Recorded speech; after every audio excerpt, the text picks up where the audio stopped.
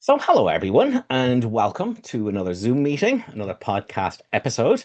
If you're watching on YouTube or listening to the podcast, you can find out more about our online events, our online community, and getting involved in it. Paid private mentoring with myself if it interests you on the website. It's www.acimwithkeith.com. All right. Normally, we start with a quote from the Blue Book, but we might shake it up just a little bit today. And we might start with a couple of quotes from your Uncle Ken.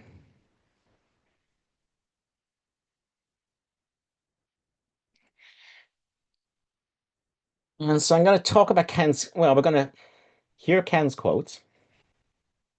Then I'm going to show you the justification for them in Course in Miracles. And then we're going to talk about something very important. So the first one here from Ken. As the lessons say, again and again, asking the help of Jesus or the Holy Spirit in the continual monitoring of your mind and observing, not changing your ego thoughts in action is your only responsibility. What you are will tell you of itself.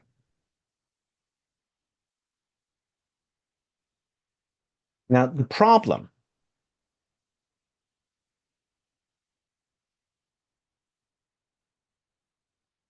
let's read that second quote by Ken because it says what the problem is. The function of the miracle is not to have us stop choosing our egos.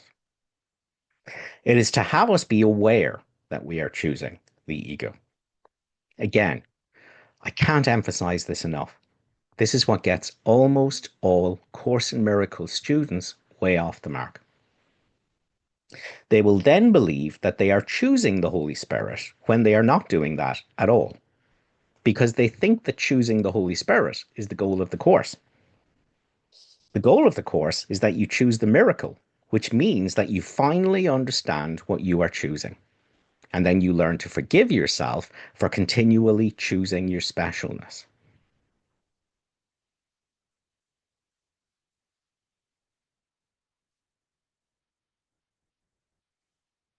So here's the problem.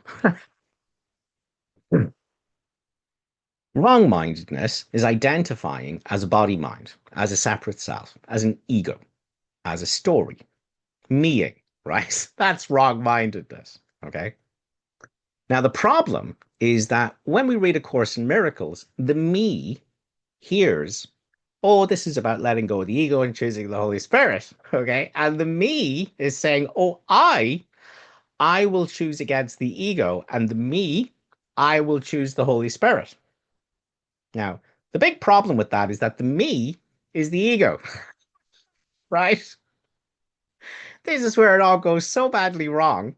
This is why Ken is saying this is where almost all course students go way off the mark, which is to say, they go into spiritualized ego territory because the me is now going, I'm the me, I chose the Holy Spirit, the whole thing is fabulous, it's amazing. Okay, so that's a spiritualized ego.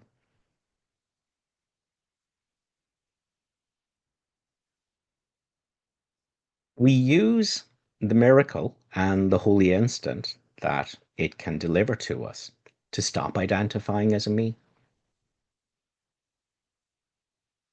It's not the me not choosing to be something and choosing to be something else, because that whole thing is delusion. That whole thing is ego. So instead, this is a way of letting go of my identification as a me and allowing my right mind to replace it. And this is why the Course says always remember your identity is shared. The miracle supplies your identity wherever it's not recognized. The miracle is how you share an identity with your brother. So it doesn't matter if you're a me that thinks they're choosing the ego or a me that thinks they're choosing the Holy Spirit. That me can't be shared. It can't be in two places at once. Okay. It's a delusion. It's egoic. Okay. It's the self you made that's not the Son of God. It doesn't matter whether that self that's not the Son of God thinks it's choosing the ego or thinks it's choosing the Holy Spirit. It's not the Son of God. It's not what you are. It's a delusion. So let's talk about your right mind. There is no personal self in your right mind. The personal self is the ego. Your right mind is a pure awareness, and it is the truth of you and your brother. The whole getting involved in thoughts and thinking I know what I am with thoughts, and then looking at my brother and thinking I know he is with thoughts is ego. The miracle and the holy instant that it can facilitate is where I let go of all identification with what thoughts say I am, to know what I am right now in this moment, that I do not need a thought to validate. And this is the truth of me and my brother. Now, the problem with this is there isn't a me going, oh, I chose the ego and now I need to choose the Holy Spirit, right? Because consciousness is split. We talk about a decision maker because there is a decision, okay? But there's no such thing as a third part choosing between the other two. Consciousness is either wrong minded or right minded. It can't be neither with something deciding what to be, and it can't be both at the same time. Consciousness is either contracted into a thought made separate self identity with past and future and lack and need and want. It's either identified into a story or it's not. So there's only consciousness, the decision maker, either identified with the ego, a belief in separateness and separate identity, or there's consciousness identified with oneness, that there's only one consciousness.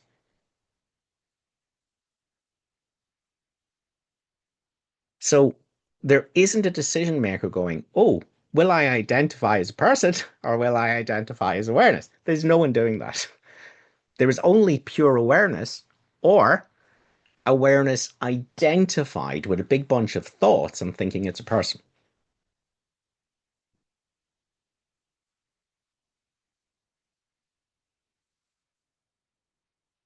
So the problem with the spiritual path and the problem with this forgiveness formula is that you think you are the insane voice talking to itself in your mind, and you think the answer is that this insane voice fix itself.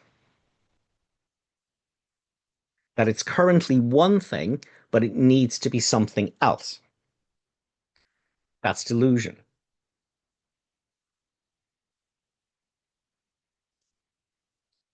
Instead, forgiveness is how you discover who you or what you really are, which cannot suffer,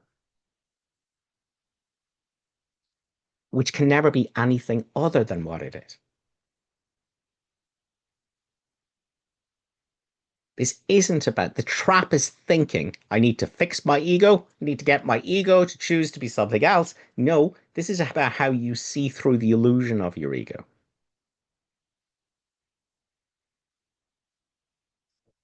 And your right mind tells you of itself.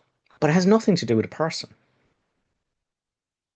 A person's just a big bunch of thoughts in your mind that you put a circle around and go, oh, I identify with this, it's me. Ha! But it's not you. Okay, it's a story in your mind about no one.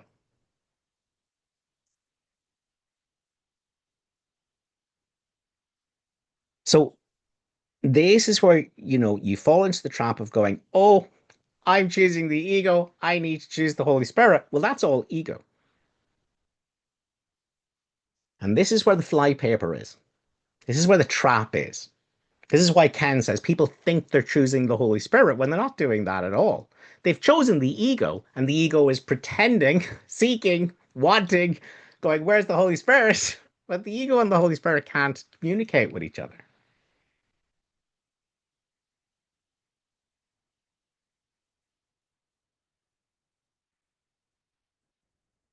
So let's take some course quotes.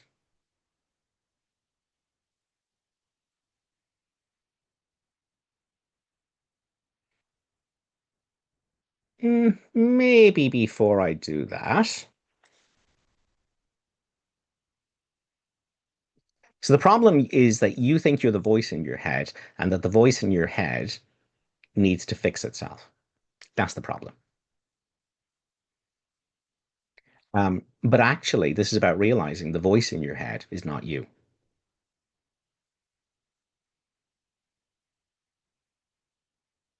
So let's do a little experiment together. So I'm only going to do this for about 60 seconds or 90 seconds. We're going to do a little meditation together. Don't do this if you're driving your car listening to this as a podcast or on YouTube or if you're operating heavy machinery, obviously. But if you can comfortably rest your eyes for a moment, we're going to do just a 60-minute or 90-minute meditation together. So, in a few moments, when I say go, I want you to meditate for 90 seconds, and all you have to do is have no thoughts whatsoever. So, the minute your eyes close, no thoughts. So, when your eyes closed, if a thought comes in, go, oh, I can't have any thoughts, you failed. Correct. See? Or if you have a thought halfway through going, I think I'm doing quite well with this, you failed. Okay. So for 60 seconds or 90 seconds, let's see how it pans out. I want everyone to have a crack at this. We're going to do meditation, and all you have to do is have no thoughts whatsoever in your mind, just for 60 seconds or 90 seconds, not a single thought. So I'm going to say go, close your eyes, and not a single thought. So here we go. One, two, and three, go.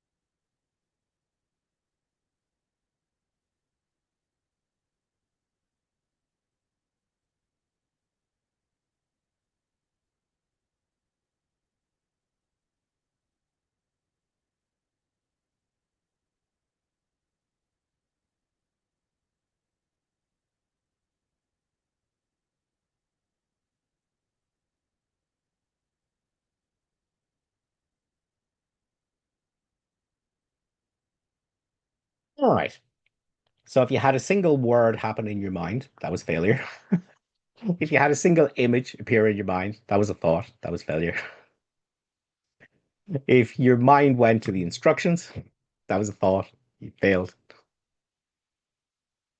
So I wonder how many people succeeded with that.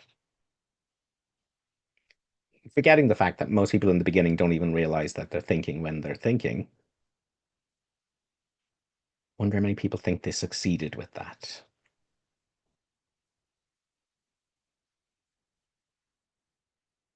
No one. Good. That's what I'd expect. Um,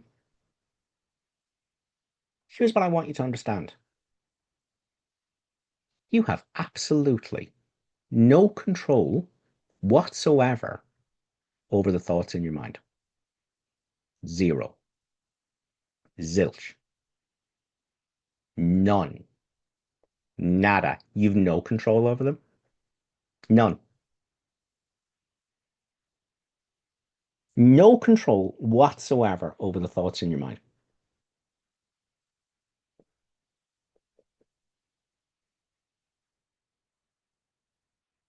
If you have an ego attack, you have no control over the thoughts in your mind. You have no control over those emotions. None. Zero. Zilch. None. None. If you're having all kinds of ego thoughts and you're going, oh, I need to stop choosing the ego, choose the Holy Spirit, you can't. There's no control. Just like right now, do you have any control over your breathing? Sure, you can hold your breath, but can you hold your breath for like 10 minutes until you die? Will your body let you do that?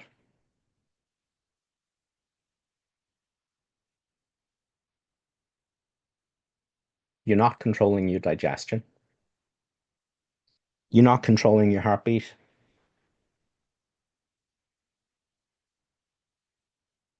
Everything's happening all by itself.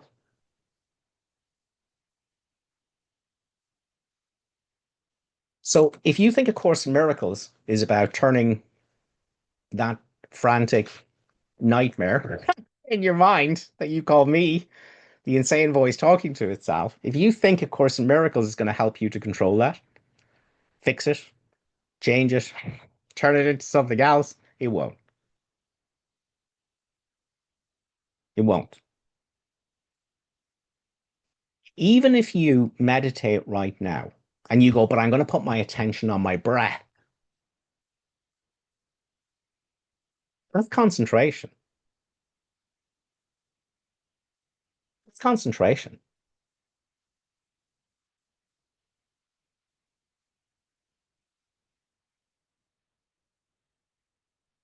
It's not what we need.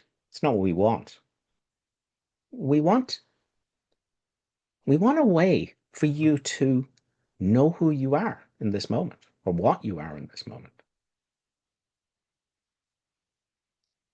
But if you're putting any effort into knowing what you are, you must be going in the wrong direction.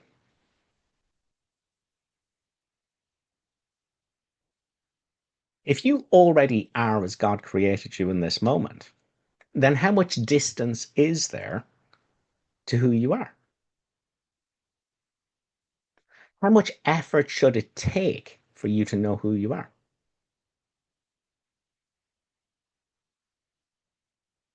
How much movement should you have to make to know who you are?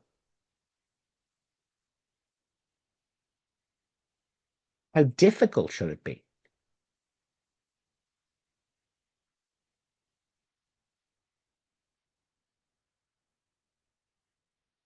Zero.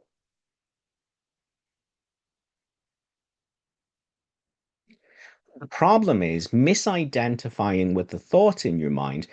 You think this abomination, this fiction, that you need to somehow remember who you are. But actually, this fictional identity is what's blocking what you already are. And the more you seek as a delusion, a story, something that doesn't exist, an ego, the more you as an ego, which means you're just identified with thoughts, identifying as a self concept, and you're going, oh, I'm lacking the truth, and I should now find the truth, and why can I not find the truth? And I shouldn't be having these thoughts, and I should have different thoughts, and why is it not working? Clearly, none of that is going to let you know who you are. If you're seeking for what you are, and you already are what you are, you must be going in the wrong direction.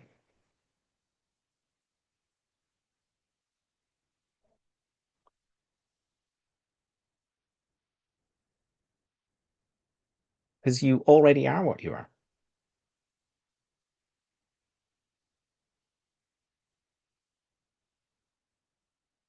So here's the thing. The insane voice talking to itself in your mind is your wrong mind.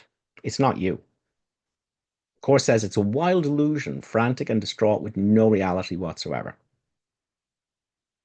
Lesson 52 says, I have no private thoughts, but it is only private thoughts I'm aware of. What can they mean? They do not exist and they mean nothing. Lesson 8 says, when you think you're thinking them, your mind's really blank because you're not really thinking them. They're not you. They're a smokescreen. They are meant to hide the truth of who you are.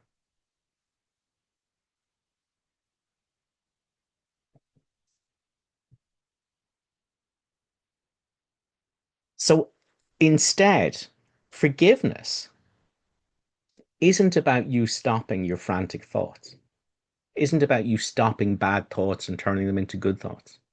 It's not about you changing bad emotions into good emotions. It's not about any of that. Forgiveness leads you home to the truth of what you are, which has nothing to do with any of that.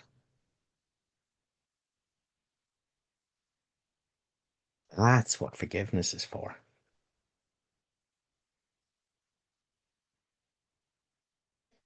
So let's take a quote. And this is from the introduction to the part 2 of the workbook. Forgiveness is still, and it quietly does nothing. It offends no aspect of reality, nor seeks to twist it to appearances it likes. It's not trying to change anything. It's not trying to fight anything. It's not fighting with what is in this moment. It's not fighting with thoughts. It's not fighting with emotions. It's not saying they're good ones, they're bad ones, should change them, should fight them. It's not doing any of that. What's it doing? It's doing nothing. It's still, it's quietly doing nothing. It offends no aspect of reality, nor seeks to twist it to appearances it likes. It merely looks and waits and judges not. And that will bring you home to the truth of who you are. That's why Ken's quote says, all you do is you're looking without judgment at what thoughts are doing, not fixing them, not changing them, not rearranging them. You're looking at them with no judgment. You're not doing anything. You're stopping all doing because the miracle comes quietly into the mind that stops an instant and is still. Forgiveness is noticing thoughts are happening in your mind and you're still and you're quietly doing nothing about them. You're not offending any aspect of their appearance, nor seeking to twist them into appearances you like. You're merely looking at what thoughts are doing, waiting, and refusing to judge them. And what you are will tell you of itself. But what you are isn't a me. What you are doesn't have a story. Your right mind is no one. Your self-concept is a someone. It's an image in your mind about what you are. Vulnerable, unfairly treated, victimized past, terrified future, good in an evil world. Pick your poison. It's a story. It's not you. You don't have any story.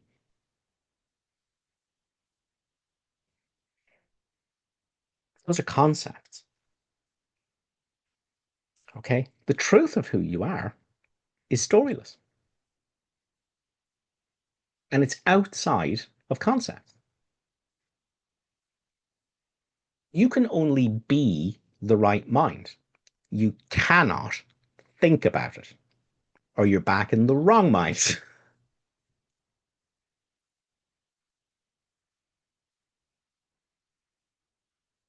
Your right mind, you can only be it. You cannot hold a single thought about what it is, or you're back in the ego's thought world.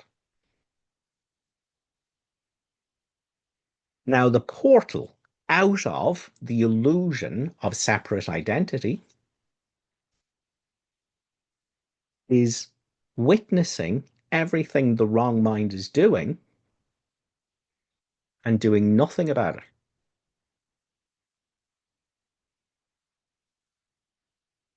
Not putting a label on it, not calling it good or bad, not trying to fix it, not trying to change it. All right? The portal home to the truth of what you are and what everyone is, which is a great silence, is you witness the activity of the insane mind and you do absolutely nothing about it. You halt all attempt to change it, to fix it, to alter it. Forgiveness is still, and it quietly does absolutely nothing. It offends no aspect of reality, nor seeks to twist it to appearances it likes. It merely looks and waits and doesn't judge what it's looking at. And the minute there is this non-doing, what you are can tell you of itself. Great silence. Pure I with no story, which is your right mind, which is already whole, which is already here. But everyone wants to do something.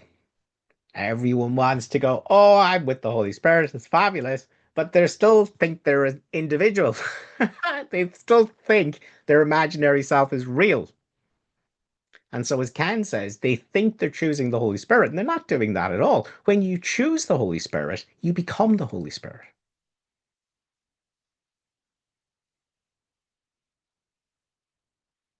Even that's not really true. When you choose the Holy Spirit, you realize you are the Holy Spirit. And the self you thought you were was a big bunch of thoughts you were identifying with that have nothing to do with you. Of course, says the way you recognize your brother is to see the Holy Spirit in him. The way you recognize yourself is to see the Holy Spirit in you. But it's a great stillness that thoughts can't touch. When you come home to your right mind, you have no story. As lesson 189 says to us, simply do this. Forget all thoughts you've ever had about yourself. Forget all thoughts you've ever had about God. Forget all thoughts you've ever had before about anything. What's good, what's bad, what's right, what's wrong, let them all go. Every single one of them. Forget this world, forget this course, and come with wholly empty hands onto your God. Come home to the silence of what you are in the Holy Spirit.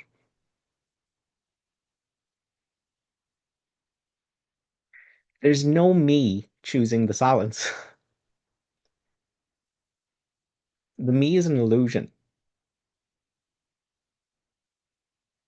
The me is the silence with a story, but the silence can't have a story.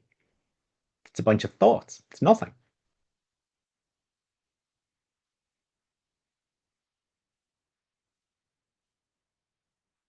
So the Course tells us that into eternity, where all is one, there crept a tiny mad idea of separateness, of me. Um, and the Course tells us that, we wanted something more than everything. We wanted something more than everything. See? And so what you are is what God created you to be, which is what He is. But there was this desire to be something more. So we went about reinventing what we are. And we know where that ended up. Suffering, pain, death, misery, inadequacy, seeking, resisting, seek and do not find, awfulness. So, like the prodigal son, we've ended up eating with the pigs. See, what God created me to be, that wasn't enough for me. I had to go and, no, I think I got to make a self for myself. This is going to be fabulous. This is going to be great. It's going to be much better than how God made me. And we end up eating with the pigs, with lack and need and want and clawing and vengeance and jealousy and pain and murder and mayhem and fear and clawing and seeking. And that's where we ended up. That's what making a self got you. All right. Now, obviously, we're talking about that on a cosmic or an ontological level, but the dream is always mirroring what happened in the first dream, the secret dream. So, in terms of a mirroring of that, when you were born, you had no idea who you were.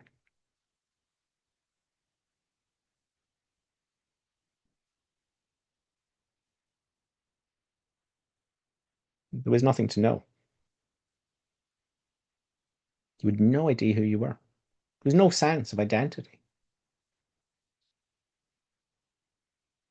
So that mirrors in the dream what it was like before the separation. You look at a newborn baby, they have no sense of identity. They have no idea who they're supposed to be.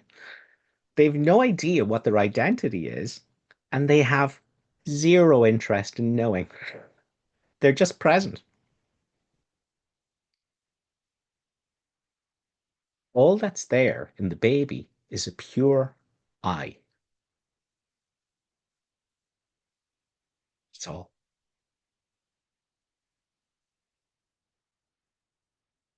I know I. I know beingness. That's it. That's all the baby has, beingness.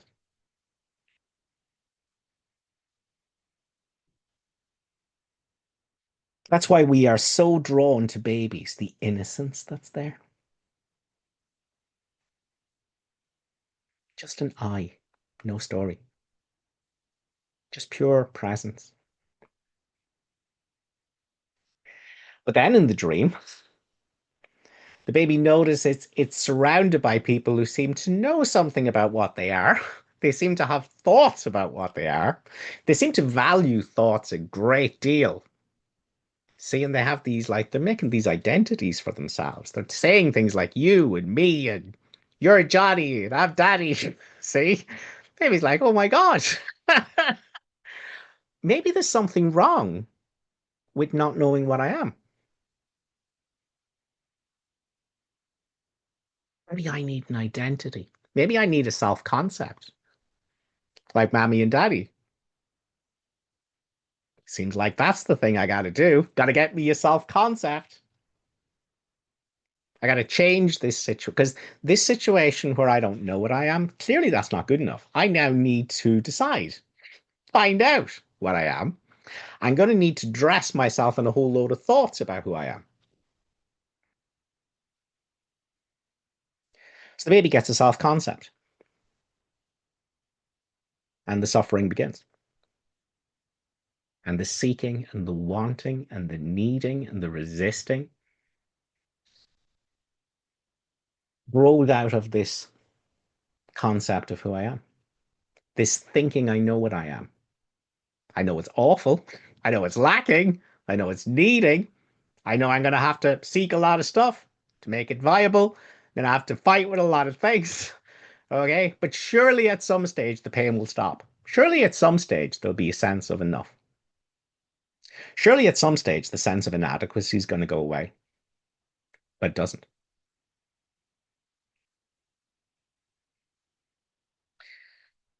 So at least in the dream, at one point, that was you. Hadn't a clue what you were. But then you got involved in thoughts and you made a self concept, a self. you made that's not the Son of God, and nothing it thinks or does means anything. It's neither good nor bad, it's unreal, and nothing more than that. Lesson 93. You made a self concept out of thoughts. You have a self image in your mind. It's not you. It's not you. It's a bunch of thoughts.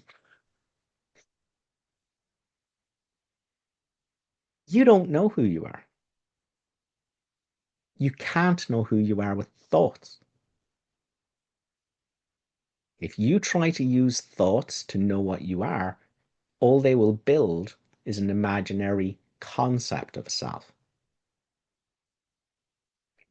Thoughts cannot describe you, they can only describe an illusion of yourself that exists only in your mind.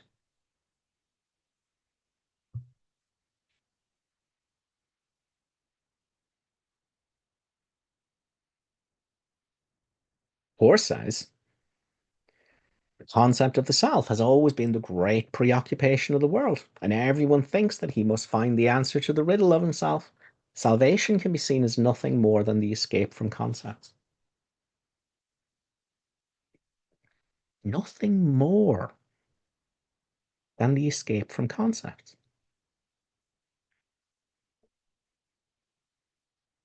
Everything you think you are is a concept.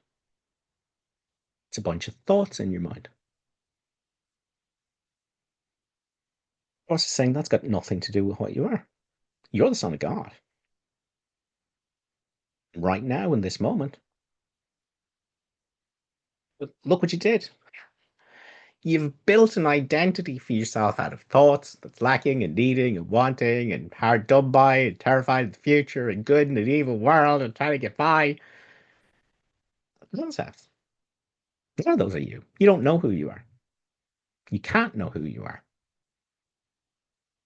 You can only be what you are. The minute you try to entertain a thought about what you are, you're back in the wrong mind. The thought world, concept world, thinking you're thinking, thinking you're a mind that thinks, thinking concepts are true, thinking that image you hold in your mind of what you are is true, that it's you.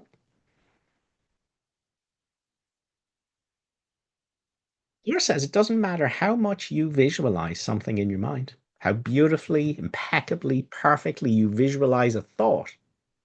It's only a thought. It's not true. You're not seeing anything real. I don't care what your story is about who you are. That's a bunch of thoughts in your mind. Doesn't matter how perfectionistically you are visualizing what you are, a miserable wretch or a holy ego. It doesn't matter how much you're visualizing that description in your mind. It's a bunch of words. It's a bunch of thoughts. Doesn't matter how well you visualize who you are made out of thoughts. You're not seeing anything real.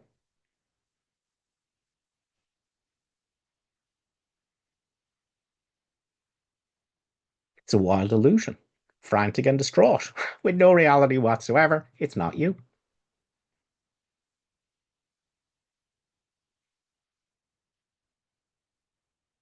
So when we meditate, we're not trying to manipulate the wild illusion.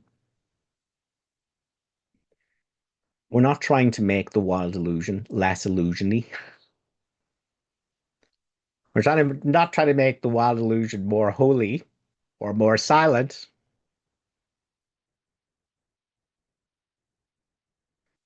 We're going to discover the truth of what we are by doing nothing with the wild illusion. Nothing.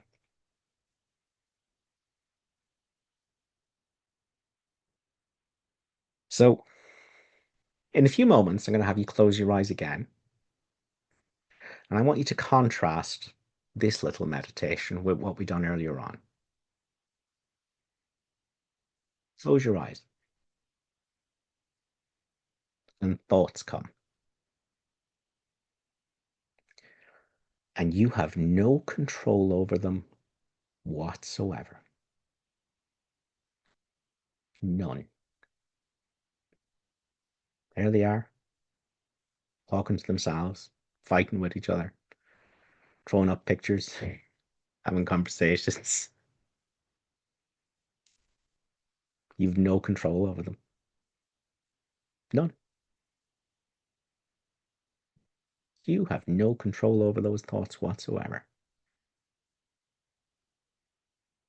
You don't know which one's coming next. You can't make them stop. You've no control over them. None. So now what I want you to do is completely stop trying to control them. Let them be. Do nothing. Forgiveness is still, quietly does absolutely nothing. It offends no aspect of reality. Look at the thoughts there. Look at the pictures. Look at the chats they're having.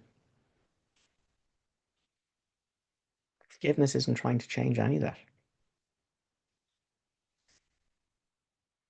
Offends no aspect of reality, nor seeks to twist it to appearances it likes. It merely looks and waits and judges nothing. So for a few seconds, do nothing. Stop all doing. Let thoughts do whatever they want. You've no control over them. None. Absolutely not a bit. So stop deluding yourself that you can control them. Just let them be.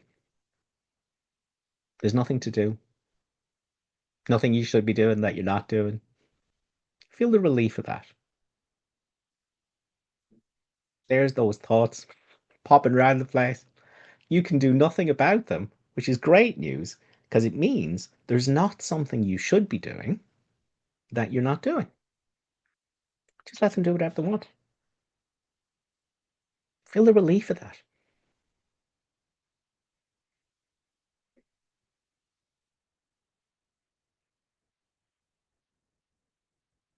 See how they keep coming with the running commentary? You've no control over that. You can't control it. There's no point in controlling it. So you just let them do what they want.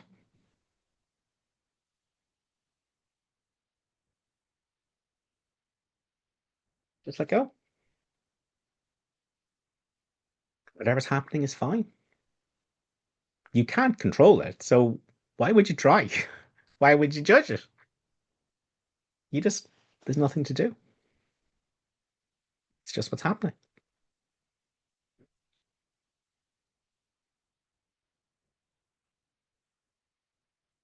Let them do whatever they want. You have no control over them.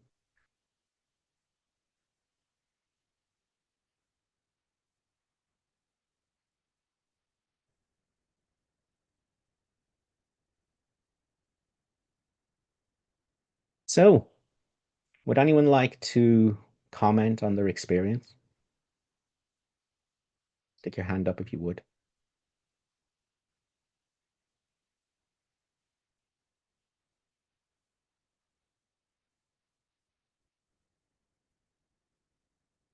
Anyone at all?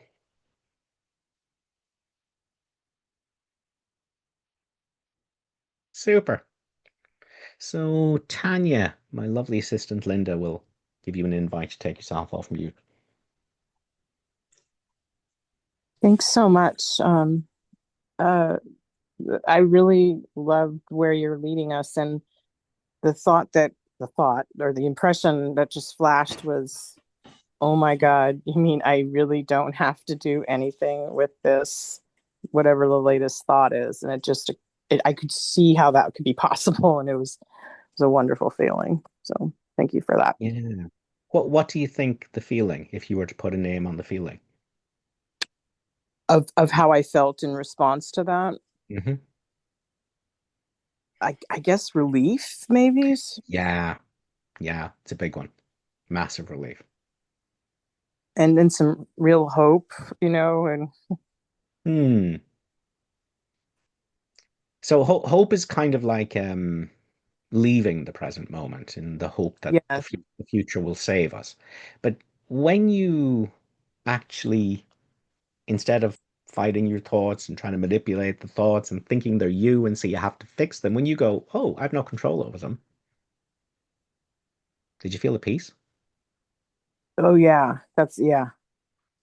The relief felt like peace, and maybe peace felt like relief. Um, And that peace is the innate quality of what you are. right. But it's not a me. It's not a me. Yes. It's not it's not an I with stories. It's not an I mixed up with the wild illusion. Try to find something, fix something, to become something, and choose against the ego and choose the Holy Spirit. Nonsense. It's already free. Right. So just in this moment, just notice that whatever thoughts are doing in your mind, you have no control over that whatsoever, and therefore there's nothing to do with them. Wow. Yeah. And as long as you don't fight them or tell yourself stories about them, you are the right mind, witness to a bunch of thoughts that mean nothing. Right. And uh, and I feel the pull of the habit energy of wanting to get caught up. But at least I can Yeah, observe too. yeah, yeah. And so the Course says, what can frighten me when I allow all things to be exactly as they are? See, Right. what happens when the pull comes and you go, well, what would happen in this moment if I let everything be exactly as it is, including the pull? What happens? Not much. Just kind of being That's aware. what, because that's what you are, because you're I. It's what you were. That's what you are in heaven. That's what you were when you were born, albeit unconsciously. Um, you're I. It's what you are now. I. There's a bunch of thoughts you keep jumping into to dress yourself in and say you have a story, but you don't have a story. You can't have a story because thoughts can't say what you are. Uh-huh. Thoughts can only describe a self concept, an illusion of what you are in your mind. Right. That's So what it's the minute you go, oh, I have no control over those thoughts whatsoever, a piece of who you really are comes.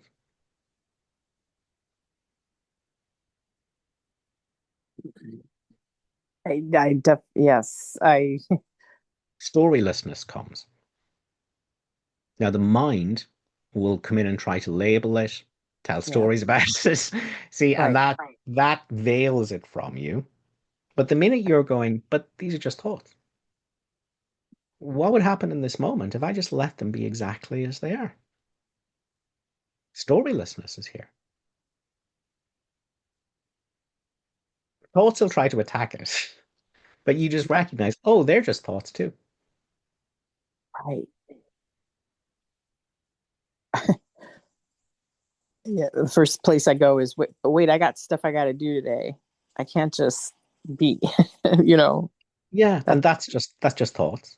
yeah. What Yeah. would happen if you let all those thoughts be there and stopped fighting with them? You're like, oh, these thoughts are here, and I now I have to justify them, but I shouldn't really justify them, but I still want to justify them. But you see, you've got into doing now. You're like, oh, Yep. this shouldn't be here. Maybe I should move it. But what if you just let it be exactly as it is? Or if you let those thoughts be there?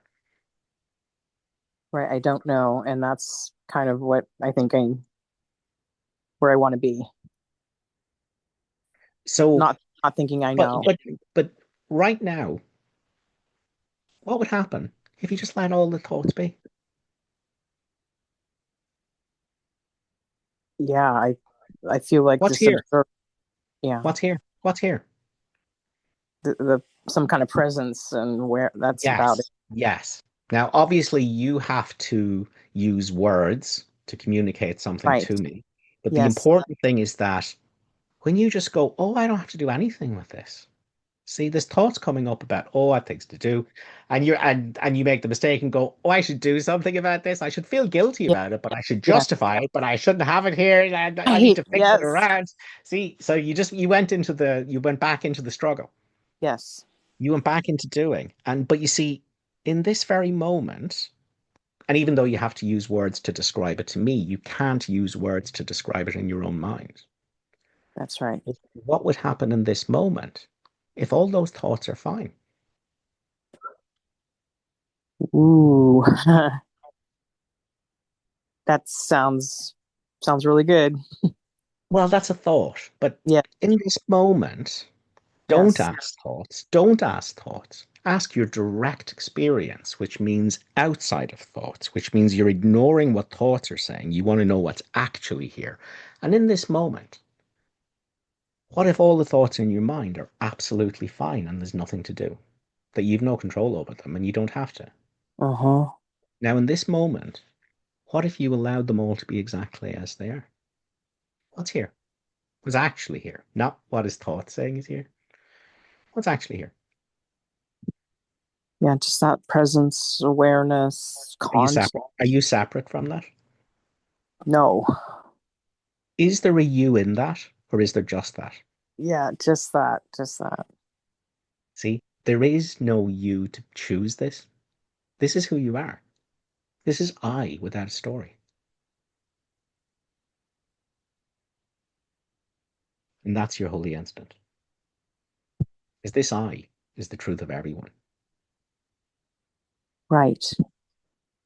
This I is the only thing. Well, let me ask you to do this way.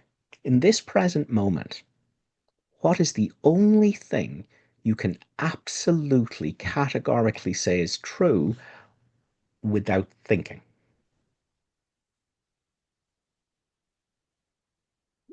Just seems like a non-issue. It's just presence and isness It or is. It is. It is present. It is I. And obviously, it's not presence or I because they're words. yes, But we have to say yes, something, right? yeah, But yeah, what's here is storylessness. But it's not even that because that's a word. What's the right. storylessness? Well, it can't even be a story about storylessness Yeah, yes, because yes, yes. you're it already in this moment. It's the only thing you can actually validate as true in this moment is I. Anything else, you have to ask the wild illusion. Yes. Right. So in this moment and every moment of your life, there is only ever one thing you can validate as true without thoughts, and it's I. Yes. Presence with no story. Right. You already are this. The miracle is how you divest yourself, undress from the thoughts you've dressed yourself in that are none of them are validatable whatsoever. Yes. None of them are verifiable as true. They're very painful, but you can't verify any of them as true. Wow. The only thing you can validate in this moment is I. The Hmm. miracle is how you come home, not that you've ever left it, but you undress from all of the lies you've added to yourself, thoughts, Yeah. concepts. You come home to I, and you look at your brother, and he's the same I you are. He doesn't have a story either. Right. Right. Now, is there anything wrong with this I? That seems like a meaningless question. Hmm. And is there any lack in it? Doesn't even make sense to think about it like that. Yeah. And has it ever suffered? I don't see how. And will it ever suffer? Same. I don't see how it could. Is there anything it needs to seek in order to become whole? Ah. Yeah, again, doesn't make this question doesn't make sense from that. And this I that's here, is it already whole? It would have it is, it has to be. I got a little I got back into the story a bit, but Yeah, you started listening to the Wild Illusion again. yeah, yeah, Fine, but you caught it. You caught it and you came home. Is what you are already whole or not if you don't ask thoughts? it has to, yes, of course, or again, a meaningless question even. Hmm. So this is how you share an identity with your brother. Mm. Now, Oh, I want you to notice something. This isn't something your imaginary self became. It's right, not something your imaginary self chose.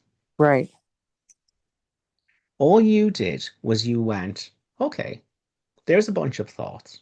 I have no control over them. They won't stop. Okay. I don't know what's coming next with them. They just Hmm. keep randomly happening. The minute you said, I've no control over that, there was a stopping. Right. See, the miracle comes quietly into the mind that stops an instant and is still. See, what we're doing constantly is pushing and pulling and fixing and changing and becoming and trying and seeking Yes. after and pushing Yeah. away. It's like, oh, I need to rearrange this and Yeah. rearrange that. See, and the course is going, no, no, this is really easy. Stop that. Hmm. Wow. Let it all be.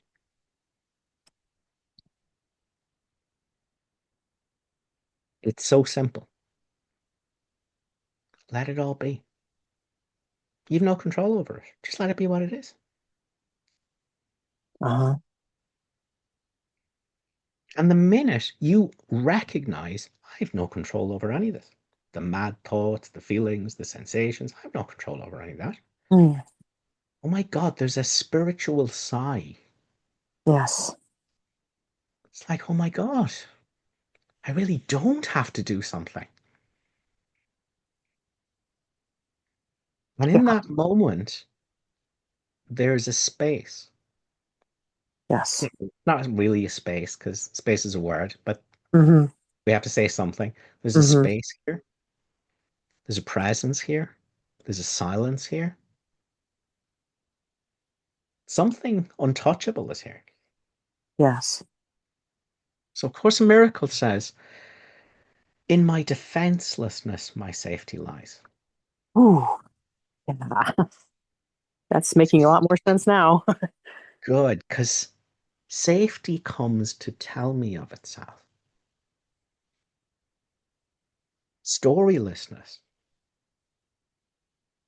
comes to tell me of the safety it has.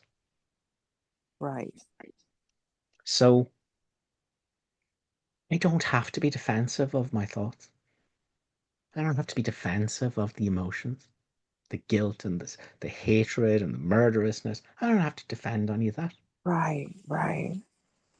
What would happen in this moment if I let all that be exactly as it is? Very much relax at that. Which isn't an emotion, Right. it's an intrinsic characteristic of your right mind, which is now allowed to shine forward. And That you are this until you try to think about what it is. makes So as long as you're watching what thoughts are doing, but not doing anything about them, or judging them, or being defensive about them, or feeling guilty about them. So as long as thoughts are happening and you're going, oh, look, I have no control over any of these, in that seeing, what you are is here. yes. Once there is a stopping of guilt and trying to fix and change and choose and move, and once there's a stopping, Yes. what you are can tell you of itself. Ooh. Yeah. Like an opening is happening. Yeah. Yes. Yes. Now, that is the miracle. So over and over again, you return home to I from the misadventure of I am this, that, and the other. Yeah. And you share I with your brother. Yeah. That's what your brother is as well. Uh, yeah. Okay. That Now, that's mhm, as you practice this, the Course says you have not yet had the holy instant, but you will. And in the mhm, meantime, you can gain much by practicing the mechanics. Well, we've just practiced the mechanics here. mhm, Now, so if you do that exactly the way we've just done it over and over and over again, coming back from the misadventure of I am this, that, and the other, and I am in pain and lack and want and need, and then you go, actually, I's fine. And I is what all my brothers are with me. right. Okay, so there you go. That's your forgiveness formula. So you've undone your wrong-mindedness. You have awakened home in your right mind, and now you share this with your brothers. That's the miracle. Everything's Wow. fine. I is fine everywhere. Wow. Um, now, now if you practice that diligently, day in day, every time there's an upset, it means you've forgotten I. You've got Mhm. lost in the story of who you say you are, which is all nonsense and fiction. You come home to the truth of what you are, which is absolutely fine. You share it with your brothers. You will have the experience of the holy instant. The holy instant is where I never even like talking about this because everyone's going to turn it into a concept. Mhm.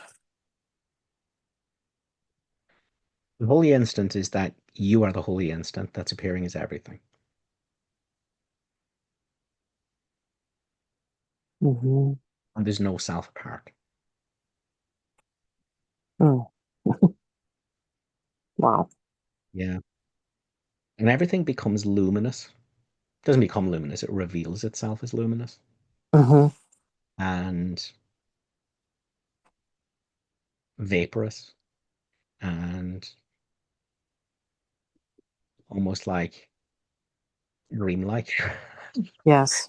Um, now, okay, don't make that into a concept, anyone. But I want to say that, what we're practicing is the miracle, and we've just done it. And this has been a beautiful connection for yourself with the truth of who you are in this moment, which doesn't need to become anything. Yes. See, all you need to do is unbecome the lie you've told yourself about who you are. Mm. Um, is that it will lead to the real world and beyond. And that's what this is about. So this is about waking up. So when you discover I, it's really then about having to live your life, not having, but if you want to wake up, you put your attention on I all throughout the day. And when you slip into I am this, that, and the other, you come back to I. I is fine. Um, and as you do that, there can be an awakening. Uh-huh. And that's the kind of the complete falling away of ego. So that was beautiful. Thanks so much for coming on and courageously working that out with me. Um, Beautiful. Thank you. my pleasure. We had a few hands up. And so, do you know what I'm going to do? I'm going to read some quotes before we come to the hands. And I think it's lovely that I get to work with people today. So, but I want to read some quotes for context. So, think about this in terms of the exchange we've just had. It's from chapter 18, it's section 4, it's paragraph 7. It is this that makes the holy instant so easy and so natural. You make it difficult because you insist there must be more that you need to do. You find it difficult to accept the idea that you need give so little to receive so much. And it is very hard for you to realize it is not personally insulting that your contribution and the Holy Spirit's are so extremely disproportionate. You are still convinced that your understanding is a powerful contribution to the truth and makes it what it is. Yet we have emphasized that you need understand nothing. Salvation is easy just because it asks nothing you cannot give right now. What does salvation ask? Stop it. Stop trying to control. Stop trying to change. Stop trying to twist things into appearances that you like. Stop pushing and pulling and fighting and fixing and grievances and graspings and seekings and becomings and tryings and all. The chorus goes, okay, here's what's required of you. Stop that.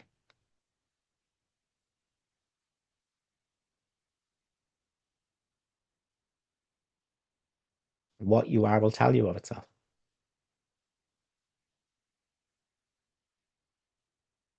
What's here in the stopping? What's here when there's nothing to do? When there's nothing to fight, nothing to fix, nothing to become, just stopping. Let thoughts do what they want. They won't stop. You stop. Stop fighting with them. Stop trying to control them. Stop trying to change them. Stop trying to turn them into holy thoughts. They're thoughts. So what?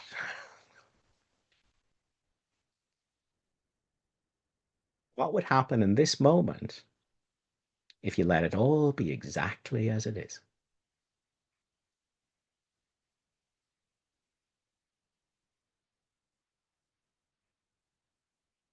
What you are will tell you of itself. In the middle of thoughts, in the middle of pain, in the middle of feelings, in the middle of an ego attack. What if I, in this moment, just let all this be exactly as it is?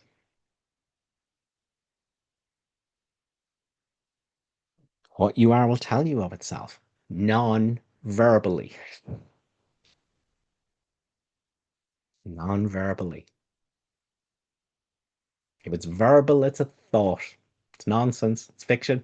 It's made up. It's the self you're making up. It's not the Son of God.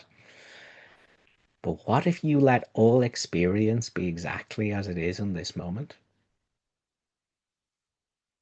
You're home.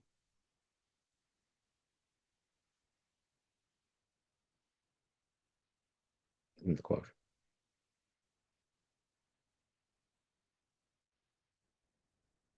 It's from chapter 18, section 7, paragraph 5. When peace comes at last to those who wrestle with temptation and fight against the giving into sin, when the light comes at last into the mind given to contemplation, or when the goal is finally achieved by anyone, it comes with just one happy realization. I need do nothing. Here is the ultimate release, which everyone will one day find in his own way and his own time.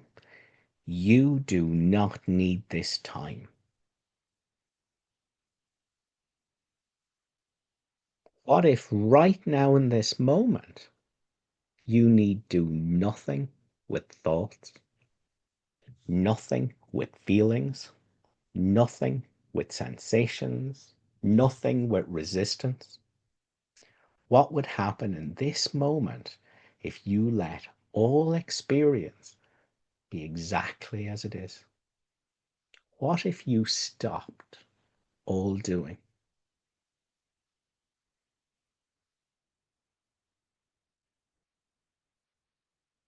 The unthinkable is here.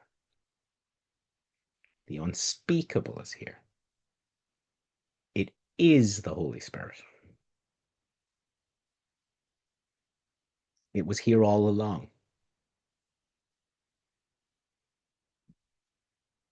It is I without a story, which is what you are. No matter how deluded you are by your self-concept, the stories you tell yourself about what you are. Let's take another quote.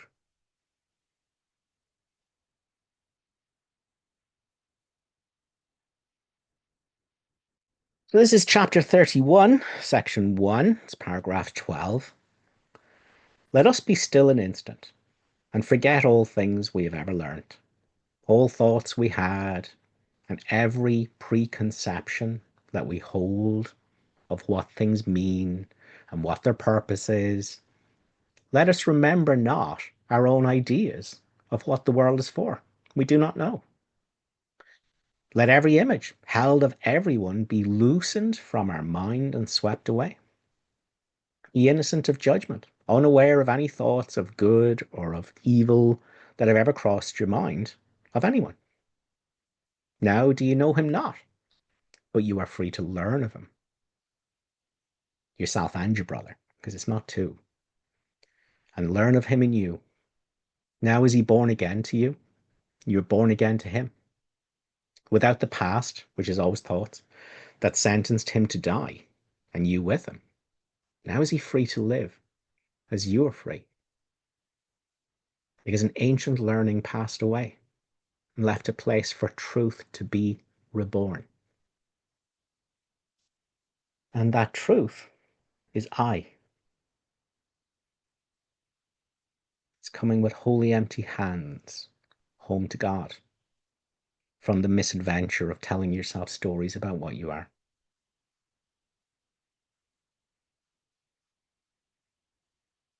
So, lesson 268.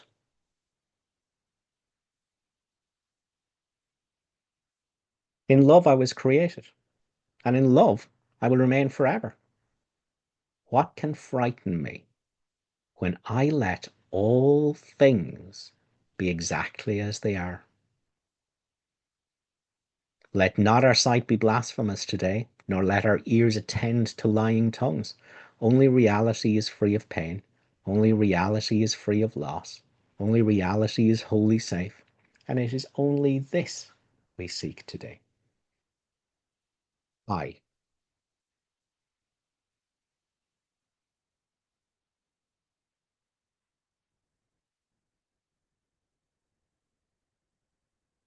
So it turns out that egoic consciousness is maintained by not allowing all things to be exactly as they are,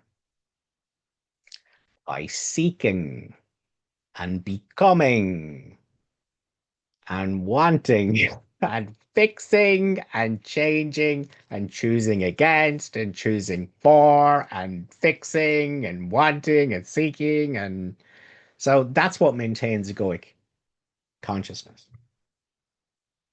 the nightmare of I am this. And it turns out the way you exit egoic consciousness, separate, imaginary separate identity, the way you exit that is that you stop. You do nothing. What would happen if I let all experience be exactly as it is in this moment?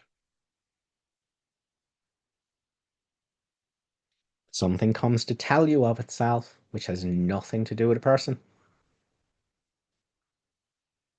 It has no story. And it's not just what you are, it's what everyone is.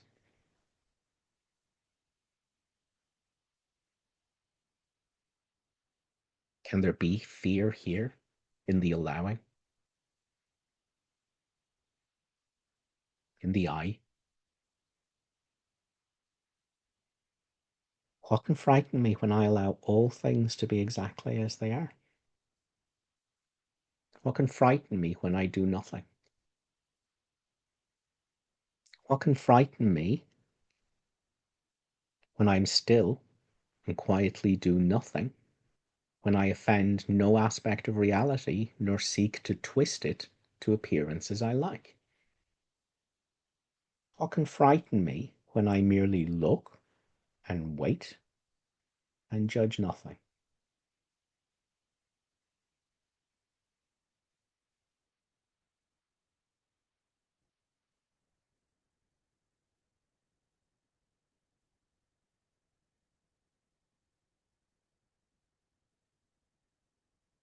So, chapter 5, section 2, paragraph 7. The voice of the Holy Spirit does not command because it's incapable of arrogance. does not demand, because it does not seek control. It's I. Does not overcome. It's not fighting with your thoughts. It's not removing them. It's not cleaning them. It doesn't fight. It doesn't control. It doesn't overcome. It does not demand because it does not seek control. It doesn't overcome because it does not attack. It merely reminds. It's compelling only because of what it reminds you of. It brings to your mind the other way, remaining quiet, even in the midst of the turmoil you may make. So how do I remain quiet in the midst of the turmoil of the ego? By looking at it and going, I have no control over that whatsoever. So why don't I stop fixing and changing and pushing and pulling and feeling guilty and turning it around and what should I do? And I'll choose against this and I'll choose that. And oh, Holy Spirit, take it off me, take it off me. What if I stop? What if I look at what the ego is doing and going, I have no control over that whatsoever? What if there's an ego attack? And what if I allow it to be exactly as it is?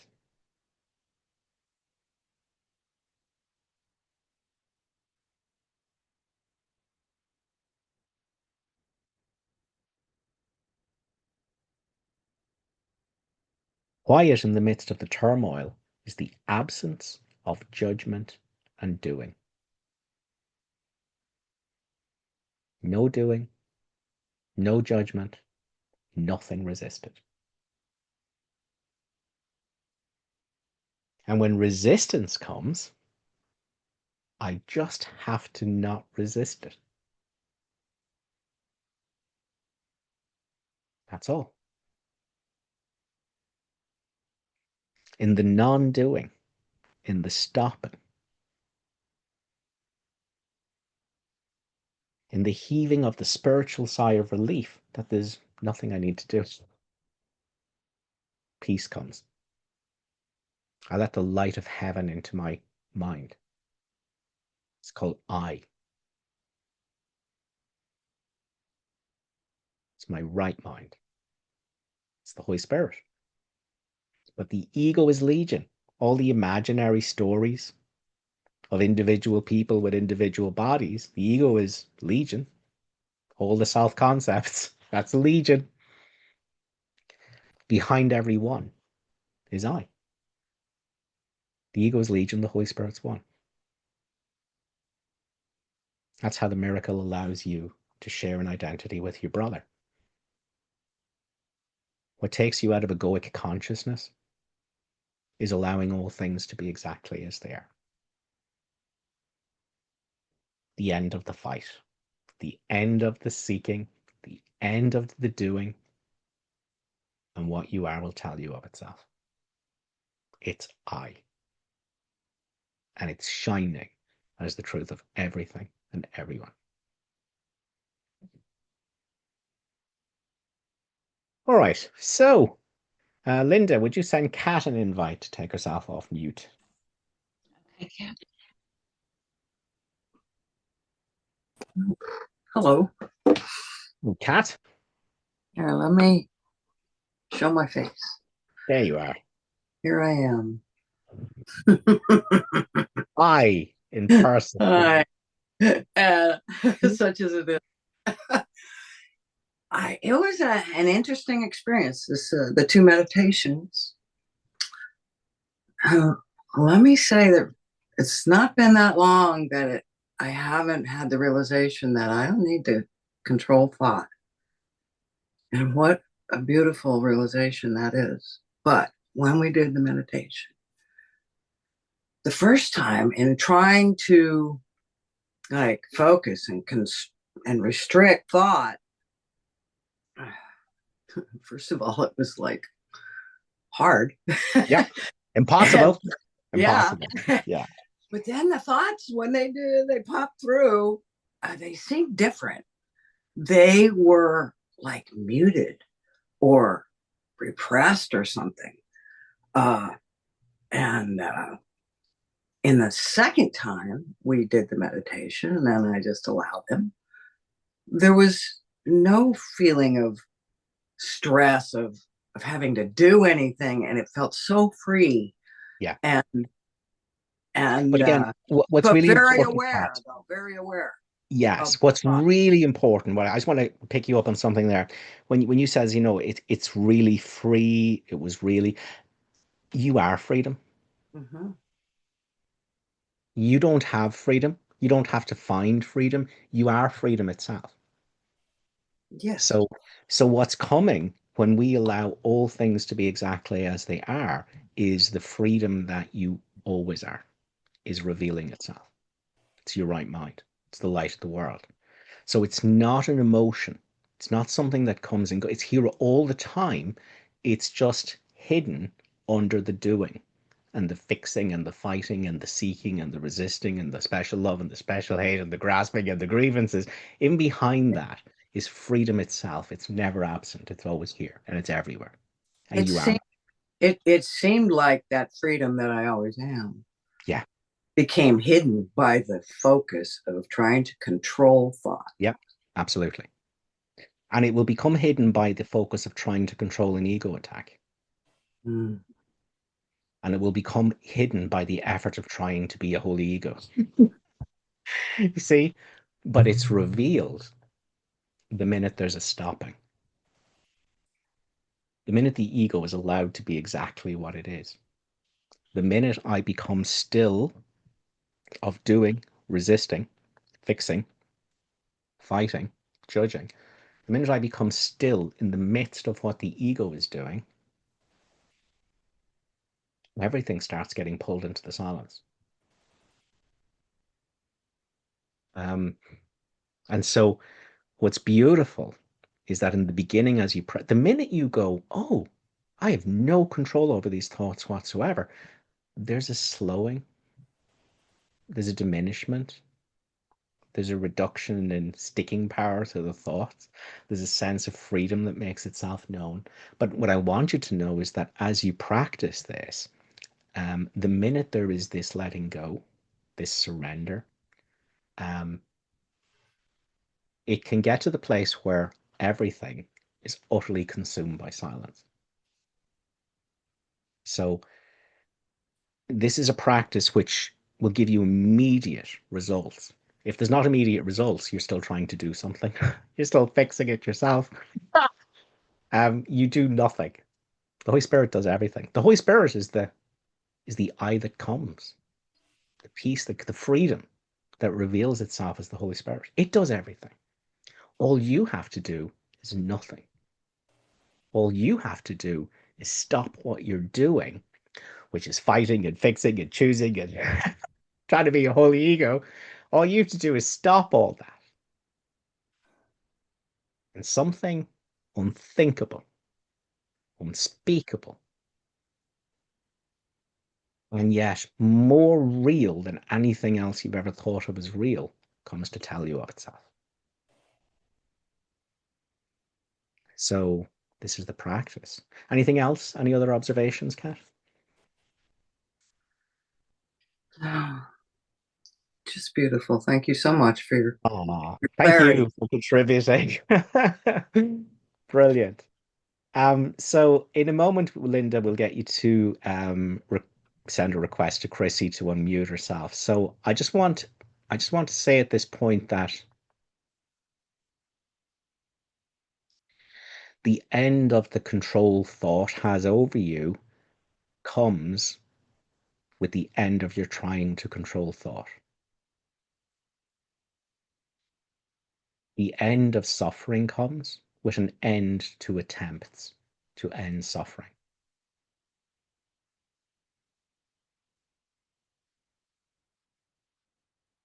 The end of your search for God comes when you end the search.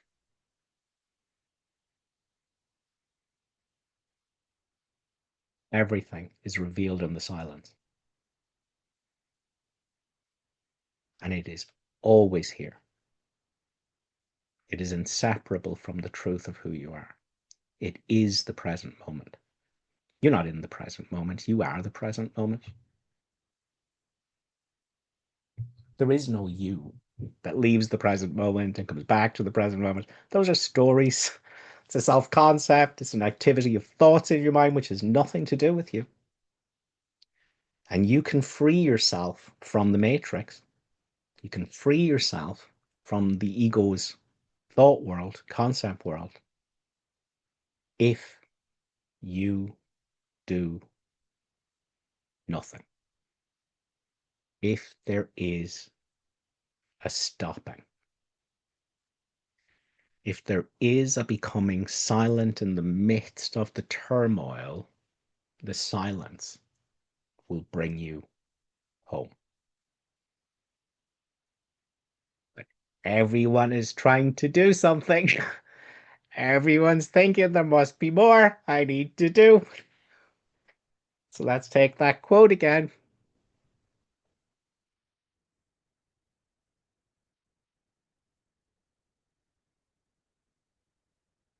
It is this that makes the holy instant so easy and so natural. Oh, you make it difficult because you insist there must be more that you need to do. Something is wrong, something needs to be fixed, you need to find out what it is, you need to find someone who can help you because you don't know what to do, and it's all terrible, and you have these awful thoughts, and you have these terrible feelings, and you can't escape them, and you're never going to get right, you're an awful course student. Oh, you make it difficult because you insist that you can do something, that you have control over something, that someone can tell you how to control it, but you can't. You insist there must be more you need to do. You find it difficult to accept the idea that you need give so little to receive so much.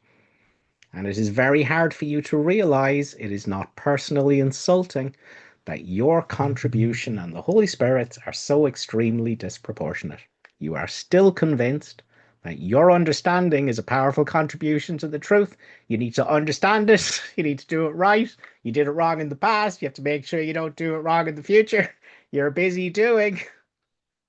You're standing in the middle of the road trying to control things you have no control over, and the Holy Spirit's going, get out of the way. And you're like, no, I need to fix it. I need to understand it. I know I need to change. I'm very bad and I need to become good. And the Holy Spirit's going, get out of the way. You're like, no, I know I need to fix things. Something is very wrong. Something's very bad. I have to do something. I have to know what to do. I need to find a new spiritual path. I need to find a new guru. I need to find a new book because something's very wrong and I have to do something. I have to do something. The Holy Spirit's going, get out of the way. Get out of the way and let me do it. You have no control over anything. Just say that. What would happen in this moment if I let all things be exactly as they are? And the Holy Spirit goes, I'll take it from here. Here's peace. Here's who you really are. You were having a nightmare there. You were in a whole load of thoughts about who you are and broken and rotten, and it was terrible, and you had an awful situation, and you couldn't cope, and you had to find stuff, and you were busy trying. The Holy Spirit was going, yeah, we're having a bit of a nightmare there. You're in the middle of the road. You're in front of the beach, commanding the tide back, demanding the tide go out. You had a little moment of insanity, but now that you've surrendered, I'll take it from here. Here's who you are. Here's who your brothers are. Here's the peace of God. You're I. You have no story. You're no one. And the minute you remember that you're no one, what you are shines as the truth of all your brothers. There's no separateness. Oh, you were dreaming you were someone and that you had control. and that you were something different and special and unique, and that you had to become something and you had to be saved. You were dreaming until you did nothing, until you stopped, until you stopped trying to command the tide back, until you looked at the thoughts and the feelings and the stories and the suffering and the pain and the discomfort and you went, I have no control over this whatsoever.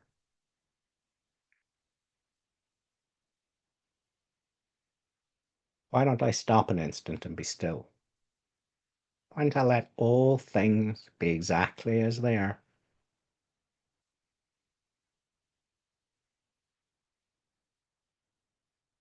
And the light of heaven arrives in your mind to start bringing you home.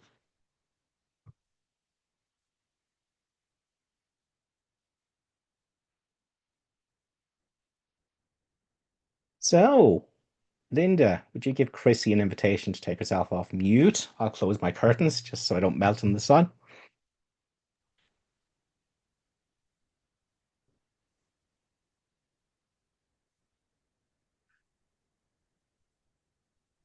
Hi, everyone. Chrissy here from Northern Ontario, Canada. Chrissy from Northern Ontario, Canada, or as Yeah. we like to call her, I. So, I really appreciated the two varying meditations. Mhm.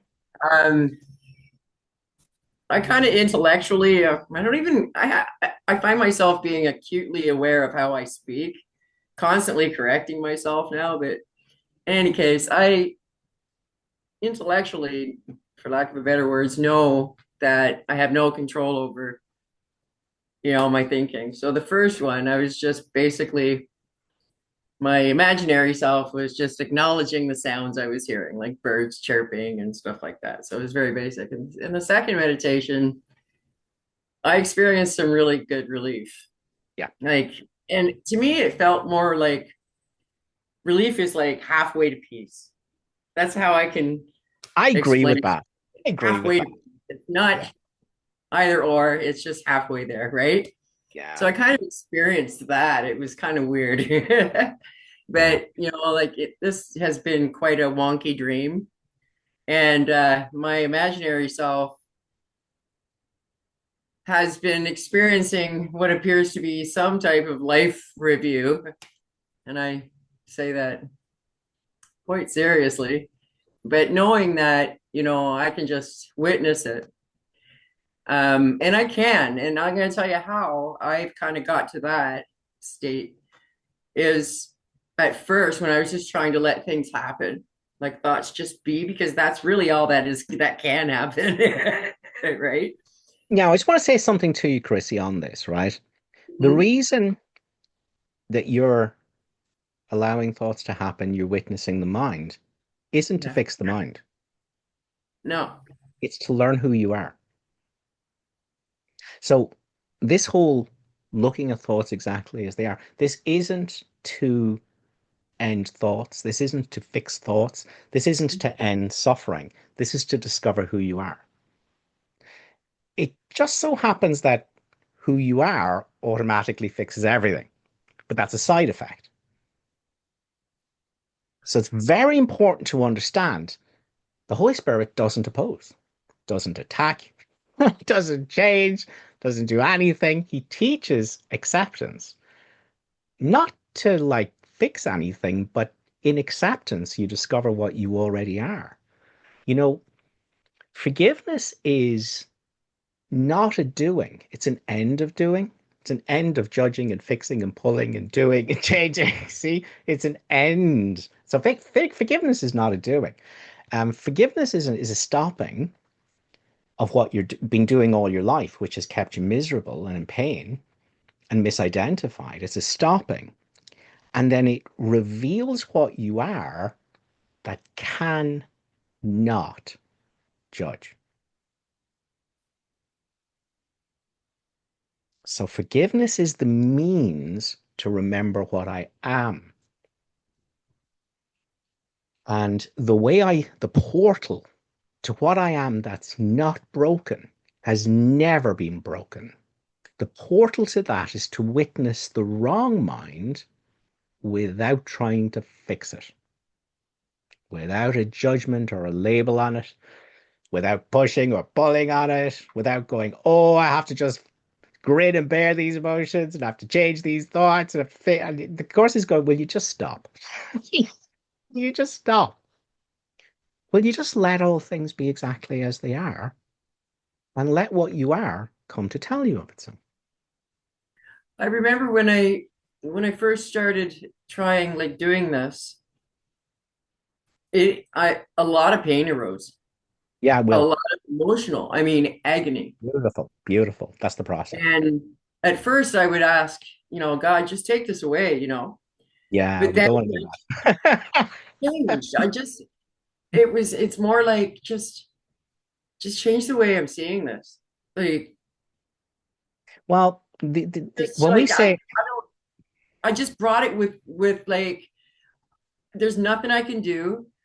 I have these feelings. Just let me see them differently. yeah, we just have You to be know? very careful with there's nothing I can do, that's not apathy. Because it turns out that surrender is what unveils the power of heaven in my mind. Yeah. See, we're still convinced our understanding makes a powerful contribution to the truth. We're like, I need to tell the Holy Spirit, I don't like this. I want you to take it off me. This is a bad one. This is a good one. And the Holy Spirit's going, will you just stop doing that? Will you just let it all be exactly as it is? And I'll save you. But will you stop for the love of God? Will you stop trying to save yourself? Will you stop telling me what you think will save you? Will you stop telling me this is a bad emotion? I don't like it. I'm gritted and bear it. Will you just stop? Will you just stop? Will you let it all be exactly as it is? Will you just become still in the midst of the turmoil? I have got this. You're standing in my way, telling me It really what to does make do. me laugh. Pardon? It really is quite laughable. It's Like, so not that I would laugh at anybody's pain, don't get me wrong, but when you can laugh at certain things, like I don't know, it just to me, the truth is hilarious. yes, it is. It is hilarious because Yes, it of is. all the seriousness and intention and everything we put into this world is Yes. horseback. Like Yeah. it really is laughable. Yeah. And to me, that relief is the same as when I just realize I'm not in control of any of this. Like I'm not in control of these thoughts. I don't have to work and do And all this. that, yes, that is the good news. I have no control over any of what the ego is doing, which Yeah. means I'm off the hook. I'm off the hook. I don't have to worry, oh, what formula should I be using? And am I doing it right? And did I do that thing Okay, wrong? And so I my made a ego gets really tricky there because yeah, I do feel like I do have moments. It's like a wave to me, like I'm a dolphin going in and out of it. It's kind yeah. of weird, but I But still kind of get stuck on the no, no, being no, no, no, no, no, no, no. There's no honest, stuck. There's no stuck. What if you just let stuck be exactly as it is in this moment? stuck. Okay. Yeah. What if you just what if stuck was perfectly permitted in this moment?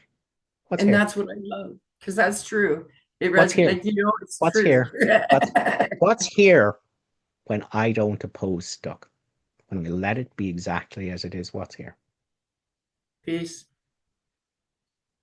Has this piece ever been stuck? Never. Perfect. That's how simple Never. this is. That's the truth. That's Like, how the truth simple is, this is. That's why you cannot resist resistance. The minute you don't resist resistance, that which cannot know resistance is here. It is who this you kind of are. reminds me of when I learned how to stop wetting the bed in Yeah, childhood. yeah, yeah, When I was lucid, I learned I taught myself, yeah. but it reminds me of that. And I, I know, I think this is ego when I'm going to tell you, but I keep trying to retrace how I did that, right?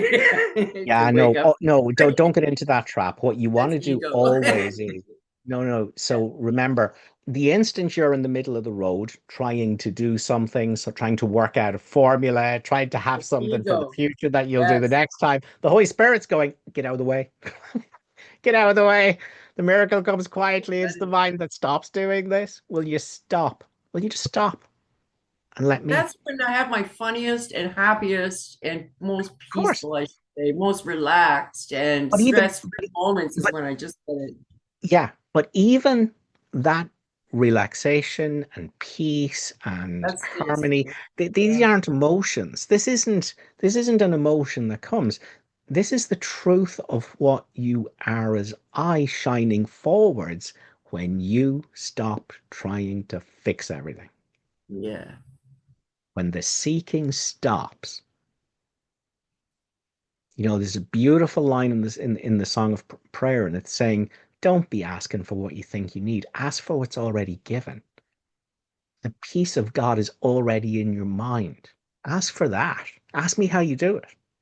Here's how you do it. Stop. Stop. Yeah. Stop trying to fix yourself. Stop with your formulas. Stop with your pushing It's and true. your pulling. Stop thinking you know anything. Stop thinking you need to understand anything. Just stop. Let all things be exactly as they are. I'll do the rest. I'll tell you who you are, non-verbally, because it can't be a thought. It can't be soiled or limited by a concept. It's I. It's what you are. It's what all your brothers are. You made up a someone to be in your mind. It was very painful. You thought you had to Use do you. something with it. You thought you had to save it. You thought you had to fix it. You thought you had to do something and push on it, pull on it. I'm going, here's what you really are. You need do nothing. You're already whole. I have a question I've been dying to ask. I've never really known how to put it. Go for it. Something that's really kind of been playing on me lately. It might be just ego weaseling its way in. But anyway, I'm having a hard time wrapping my head around why I would feel guilty for separating from God or thinking I had. I can rationalize why I feel guilty about many things in the world, make perfect sense to me. But this one about feeling guilty about Chrissy, separating, I don't feel guilty. all the things you feel guilty about in the world are the guilt of separating from God. The world was made to say the guilt is not because I'm separate. I separate from God. Now, the first thing to say is the guilt is the proof that I exist. If there's no guilt, that means I didn't bring down heaven to be a separate self. So if heaven wasn't brought down, if there's no guilt, then this separate self is made up. So guilt is the proof I destroyed heaven to be me. So make no mistake, sin, guilt, and fear was made up to prove the ego was right and the Holy Spirit was wrong. It was sin, guilt, and fear was made up to prove there's a self here that could be guilty, sinful, and fearful. There's not. That's why if you look in your mind for sin and guilt and fear, you'll find them. But if you go looking for the one who is sinful, guilty, or fearful, you'll get a me thought pop out and you go, that's a thought. So who is this one that the me thought is referencing that's sinful, guilty, and evil and fearful? And all you'll find is Is I. that's the ego. So the ego is the one that feels all this stuff. See, this is what I'm trying to, because to me, you can't do anything to harm uh invulnerable everythingness and nothingness. You can't, No, you see, I if you can't do look, anything wrong to feel guilty to that. no, you see, listen, if you look for guilt in your mind, it's there. If you look for the one to whom it comes, the one to whom it belongs, there's no one there. There's only I. Yeah.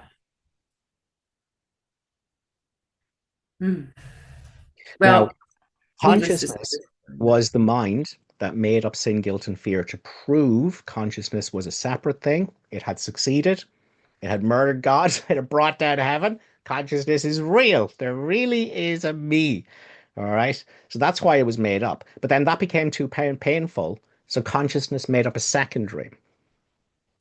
And the second dream was that it dissociated all the sin, guilt, and fear about God, the war with God, the battle with God. It dissociated all of that. It made up a world and it hid all the emotions connected with the battle with God in the dream. There's a lovely line in the Course that says, you fear God because you fear your brother. Because the world is made up. The emotions that you feel, the sin, guilt, and fear over separated from God, you've projected them out into the world. Now you think you feel guilty about the thing that you did 20 years ago, that your body did on someone else's body. There's no bodies, there's no worlds. This is all made up. This is a smoke screen. So the emotions connected with the separation from God, that they're seen in stories. And what it allows me to do is I keep my separateness and I keep sin, guilt, and fear because that's the only proof I have that I'm real. But now, so I want to keep separateness, I want to keep sin, guilt, and fear, but I make up a world and I can see the sin and the guilt outside of me instead of in me. That makes perfect sense to me. Yeah. That part makes perfect sense. I understand So projection quite well. Like it's a fact. all of your fear is the fear of God. All of your guilt And I is the know I'm terrified. Like I'll be honest. Like I've had a terror of God most of my life, and I attributed it all to my indoctrination. You know, yeah, but now we don't need any of our stories. All right. All you need to that's do what I is mean. Like I'm trying to figure out why am I no, no, afraid? no, don't be trying to figure anything out. You see, you're in the I middle of the know. I road there. can't. You're busy trying to fix stuff. See? All right. Yeah. See, no, no, no, no, no. We don't want to be doing that. This isn't your job. See, all you have to do is meet the fear with no story about it. No story behind it. And And the I Holy Spirit has got it. See, the fear of God is easily undone because it's an illusion, because it's not the fear of the real God, it's the fear of the false God, right? The ego is split off God. ego's gone. Yes. So it's not, That's that. it's Oh, not you know what? That I like that. That really helped. okay. Now, so your only job in the holy instant is to meet that fear without the stories. Yeah. What you want is pure fear. You don't want the fear of spiders. You don't want the fear of snakes. You don't want the fear of violence. You don't want the fear of death. Those are all projections. They're all made up.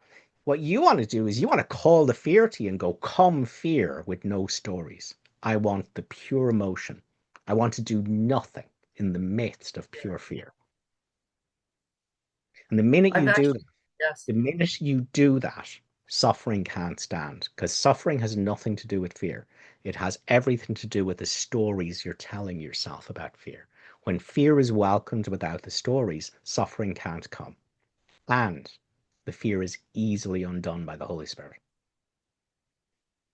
So, Thank you. but it takes a while and it's not getting undone. That means you're holding on to some of your stories. The Holy Yeah. Spirit's still going, get out of It the is way, true. get Yes. out of the way, let it go. Would you That's the just let point where I start laughing. Yeah. The Holy Spirit's just going, oh my God, will you let me do my job? Will you get your stories out of my way? Will you let me at the fear? Will you let me at the shame? Will you let me at the pain? Will you let me just stop your Yeah. stories, stop your doing? Let all things be exactly as they are. I do everything. And then the Yes. ultimate realization is that that Holy Spirit that's doing everything, it turns out that's actually was you all along, and what you thought you were was a big bunch of thoughts, which was never what you were. So thanks, Chrissy. That's wonderful. Oh, Thank you for thank sharing. you. Bye, Um, everyone. so Linda, my lovely assistant, will send you an invite. Susan Grudensky.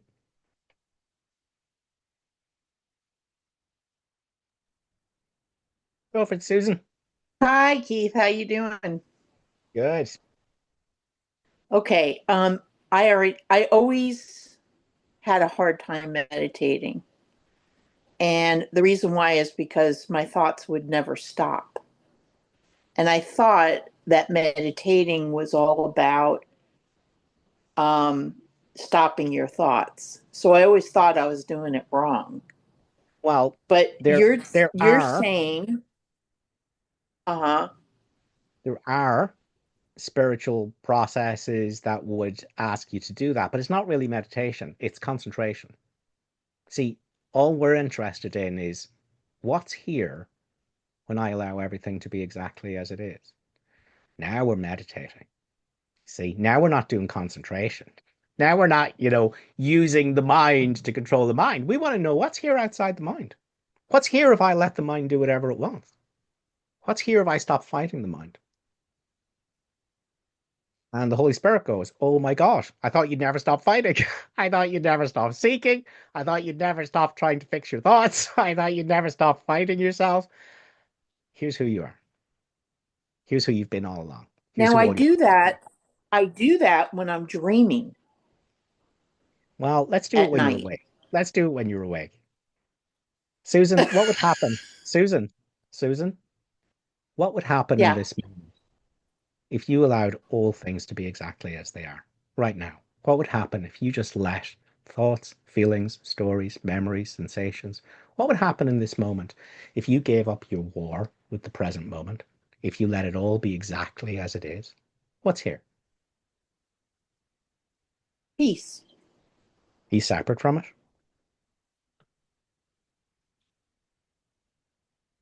I can be. Go and find the one who can be separate from this piece. Tell me what you find.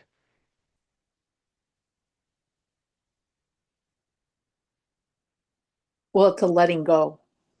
That's a thought. To whom does that thought come? Go and tell me what you find.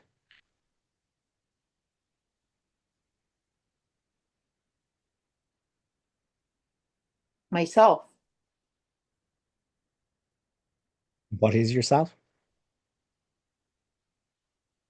Are you talking about a self-concept? Are you talking about a story? A me?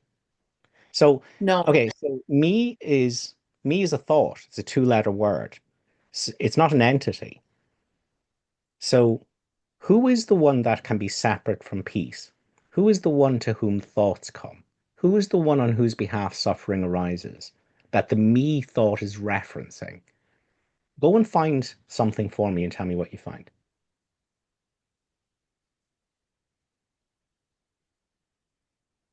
No, I what I meant was is that No, no, no, no. You're asking your thoughts. Don't do that. They're liars. What's here? What's here? What's here? To whom are those thoughts coming? What's here?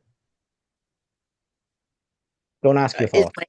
my I want ego taking over no, or no, no, no. These are thoughts taking over. So in this moment, I want you to look at what's really here right now. If I stop asking thoughts, what's here? What's actually here? So this one that can be separate from peace, this one on whose behalf suffering arises, that thoughts come. Where is this one? Can I find this one? And a thought says, it's me. But that's a thought. That's a two-letter word. That's not an entity. It's a thought. So go and find the one who can be other than peace that the me thought is referencing. And what do you find actually there? Don't listen to what thoughts are telling you is there. What's actually there?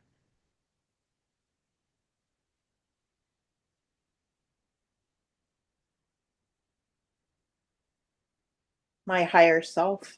The thought. It's a That's thought. a thought. That's a thought. So the thought, my higher self, isn't a higher self. It's just a thought. It's words in your mind going, my higher self. To whom do those thoughts come? What's there? I don't have a word for it. Exactly. But this thing that there's no word for, is it separate from peace? No, it is peace.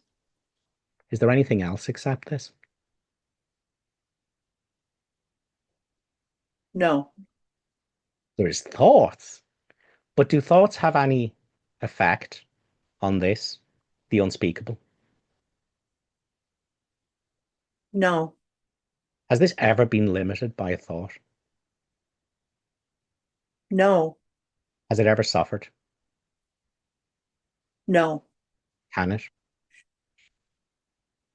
No. Has it been born, or will it die? It tries to talk. It tries That's a to thought. talk to That's a me. thought. That's a thought. That's you're listening to. No, no, No, don't. No, no, no. Listen, listen, listen. Listen. No, no. You see. So, is there birth or death here in the unspeakable? no, Is there anything it needs to do or attain to be whole? no, Is there anything missing? no, Are there any questions here? no. No questions here. They all arise on behalf of an illusion. There's no questions here. It's not the answering of all questions, it's the end of all questions. It's I. So, just to double check this with you, is there anything apart from this? No. There are just thoughts that are there to distract you from the wholeness that's already here. That want you to believe in a self-concept, a self-image, a thought about who you are in your mind, which is utter fiction. A thought of a broken, needing, wanting self that needs to strive for enlightenment in the future in the hope its pain will stop. See, but what you are is already the light. Yes, I understand. Yeah, I see that. So wisdom is trusting this wholeness and silence more Mm. than any thought that ever arises. It's happening more and more. Like we call it intuition. Like I get thoughts that come that say, "Don't do that," or this is a warning, or Yeah, and a lot of Susan, times, Susan, Susan, Susan, Susan. We have an ego, yes, okay? But what's a little bit confusing is that we also have a super ego. okay, So the ego is self-centered and looking after its own interests and desperate to survive, you see. But then there's a super ego. See, it's formed psychologically from authority figures and the Bible and spiritualities and stuff. And this is like a holy ego in your mind that's looking at your ego going, you shouldn't be doing that. That's not the right thing to do. You should be doing holier things. And you see, and we go, oh, that's the Holy Spirit. No, it's not. That's your ego in its Holy Spirit costume. So don't entertain thoughts of you shouldn't be doing that and you should be doing that. All you ever want to do is go, what's the truth in this moment if I allow all things to be exactly as they are?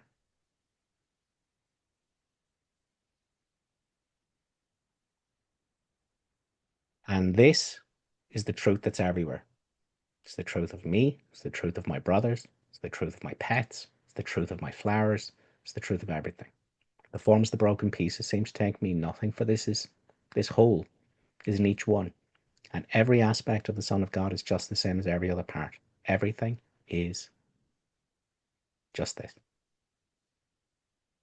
Now, from here, thoughts have a different source. Instead of coming from an imaginary self-concept, an individual self that doesn't exist, thought here will be in service to the whole. It will be the thinking of all the universe.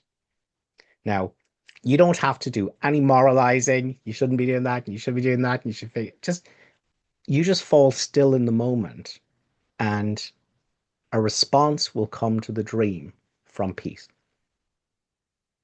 Whenever you are peaceful in the midst of the turmoil, mm-hmm. whenever peace is here, everything that comes from here, and once it's shared, once you understand what I am is what my brother is, once that happens, once there is the shared identity of the holy instant, everything that happens in your mind will be intuitive, will be guided, will be in service to the whole. You don't have to think about it, worry about it. There's no moralizing. All you ever want to do is in this moment, what would happen in this moment if I allowed all things to be exactly as they are? I is here. It is whole. It is without needs. It is the truth. It is the truth of everyone. Everything is fine. Now, anything that comes from here as a response to the dream, you don't have to think about it. It's going to be sorted. So don't get involved in the moralizing of the super ego. Because again, remember, you don't have to do anything. There's nothing to do or not do. There's just this, what reveals itself when all things are allowed to be exactly as they are. Can you sense into that? Yes. So don't let thoughts rob you of the power of heaven here in the silence.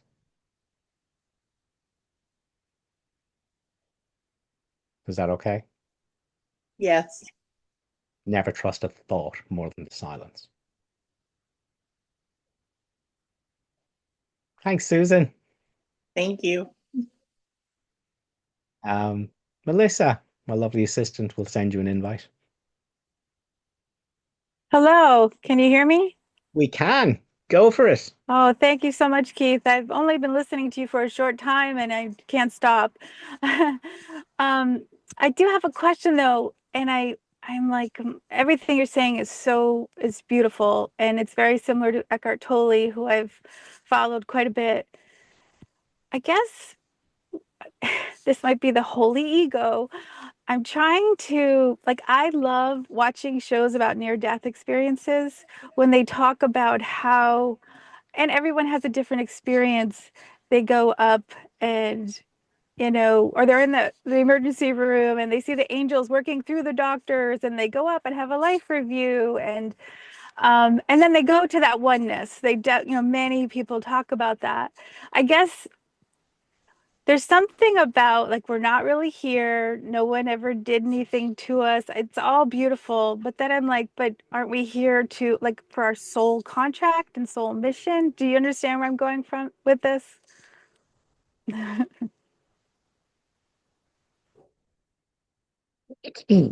Okay. It turns out that when you escape from concepts, it turns out the great mystery is that you are nothing, everything, and something all at the same time. Hmm. You are no thing. That no thing is appearing as everything. So, Right. so even though we say, I'm not a body, I'm free, I'm still as God created me, that is true. It's true that I am not confined to an identity as a body, but it's also true that what I am is appearing as a body, thoughts, feelings, stories, memories, sensations, but it's appearing as all bodies. So it is appearing as this body. It's appearing as all bodies. Hmm. See? Now, you don't have to worry about soul contracts and blah, blah, blah. This is a movie. This is a movie that's over, right? There are two directors' cuts to the Eagers movie, right? There's one where a body um, operates from judgment and fear and competitiveness and separate interests and grievances in all situations. That's the Eagles movie, right? The Holy Spirit has long since put in a corrective scene where a body comes from I and shares that I with their brothers. And everything that comes from here is about shared interests and forgiveness and awakening. It's already written, okay? You are what's appearing as the movie. You're not the movie character. Okay, you are appearing as the movie character, but you're appearing as all the movie characters and the beach and the land and the trees and the Yeah, flowers. You are what's appearing as everything. You don't have to worry about what to do. I totally get all that. But And I think it's you have no free will whatsoever in the dream except one, which is what you choose to identify as. That's all. That's the only free will there is. If you identify as a self concept, as a me instead of I, as a story with a past and a future that's lacking and needing and wanting, and it's striving and it's not complete and it's looking for completeness, and it's doing that with special love and special hate and striving and having soul contracts and doing holy things in the world. See, that's a dream. So you can do that. All right. So you can I get identify as that. that. No, no, but I just get, listen. No, no, okay. just listen. You can identify as that. Okay. Or you can come home to I, which is the truth of everything and everyone. And from here, the dream unfolds by itself as the Holy Spirit has corrected it. Okay. Everything that comes from here will automatically be in service to the whole. So Okay. this is written. You don't have to go, oh, what's my soul contract? What do I do? This is the end of you going, what do I do? This is you going, oh, I just come home to I. Everything takes care of itself from here. That's all you do. Everything from I, once it's shared, will be loving and caring and effective and guided and will be part of what the Holy Spirit wants. You don't have to worry about a single bit of that. In fact, the only way it'll work, if you're not worried about it, if you're not planning, if you're not trying, if you're not seeking, if you're not, all you have to do is relax into the truth of what you are and know this is the truth of all your brothers with you. Everything that comes from here is automatically what needs to happen in the dream. What's already happened in the dream. It's just that what happens in the dream will reflect what you've done with your mind, what you've decided that you are, your decision for the Holy Spirit instead of the ego.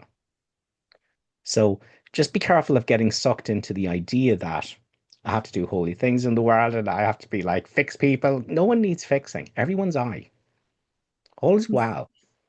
Now, once you know everything is already fine, everything is already fine. I is fine everywhere. It shines as the truth behind all the images contradicting their stories. I. It's already here. Now, once you know that, the movie will take on a certain flavor, which is shared interests and forgiveness and, you know, shared purpose in terms of awakening. That's automatically going to happen from here. And that really is just that the projection is now reflecting the decision you've made about what you are. And it's all automatic. You're the mind that's projecting the world. You're never in the projection. So the world is only an indicator of the decision you've made in your mind about what you are. That's all. So you don't have to worry about the doing and what is it I'm supposed to do. All you're supposed to do is remember what you are. Come home with holy empty hands onto your God, and the movie will take care of itself. The Holy Spirit's got this. I need do nothing. Yes. Beautiful. I love all that. I guess I'm wondering is what about people who have a near death and they're told, you know, you have to come back because you need to go through this to for your expansion is what they're told, or they have a life review.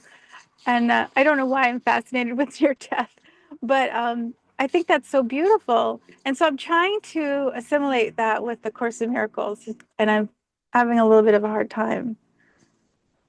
Yeah, I wouldn't try to assimilate that. But I mean, Jesus was channeled through this woman, so it's not very different, is it?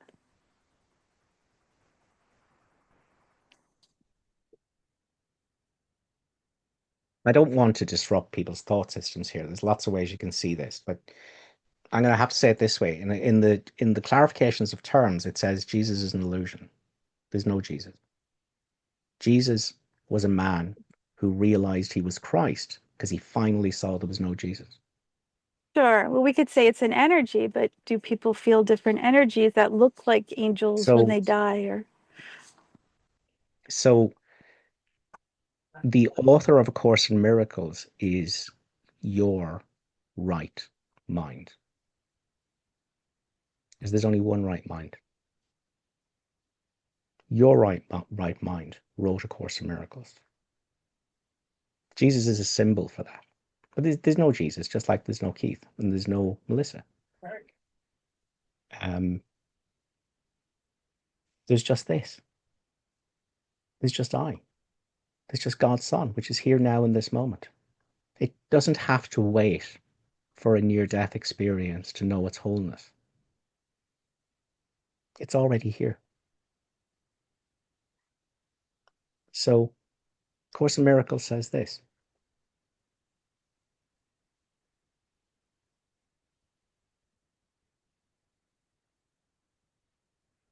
The emphasis of this course always remains the same. It is at this moment that complete salvation is offered you, and it is at this moment that you can accept it. This is still your one responsibility. Atonement might be equated with a total escape from the past and a total lack of interest in the future. Heaven is here. There's nowhere else. Heaven is now. There's no other time. No teaching that does not lead to this is of concern to God's teachers. So a total escape from the past means no thoughts of who you are and what you are that come from the past have any power over what you are. And a total lack of interest in the future means we don't have to worry about near-death experiences or death experiences or heaven or angels, or these are all only going to be thoughts in our mind. They're not the truth. The truth is only now. It's I. Truth is outside of thoughts of past and thoughts of future lives and future in between lives and past life experiences. The truth is outside all of that. But once you discover the I that's here always in this moment, that shines as the light of the world everywhere, it it it doesn't just transcend everything, it incorporates everything. Everything is this. So never, if anything I've said sounds disturbing or not quite right for you in your path, disregard it completely and immediately. You always want to follow your own intuition. Doesn't matter what anyone says. Doesn't matter what Jesus said. Doesn't matter what Buddha said. You always follow the light in your mind. So I've just given you my take and I've answered the questions that you've asked. But if it doesn't feel right for you, disregard that completely and go with whatever does. Does that sound all right to you? Yes. No, thank you. No, that was good. All right. I have to listen to it again, but you hit something that I needed to hear. So thank you. Good. Because what if salvation's already here? Yes. What if I really can drop all interest in the future because everything is already here?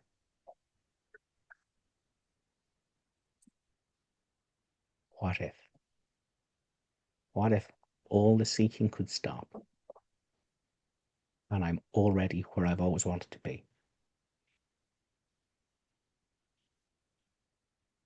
Thanks, Melissa. Thank you.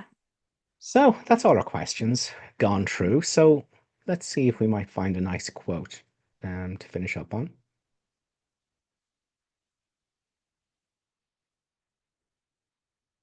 Chapter 31, Section 5, Paragraph 17. There is no statement that the world is more afraid to hear than this. I do not know the thing I am, and therefore do not know what I am doing, where I am, or how to look upon the world or on myself. Yet in this learning is salvation born, and what you are will tell you of itself. All you have to know is that everything, thoughts, feelings, stories, memories, sensations, the body, everything that's doing, that's not you. That's all you have to know. Nothing thoughts are doing are you. See? All you have to do is everything you think you are, you're not that.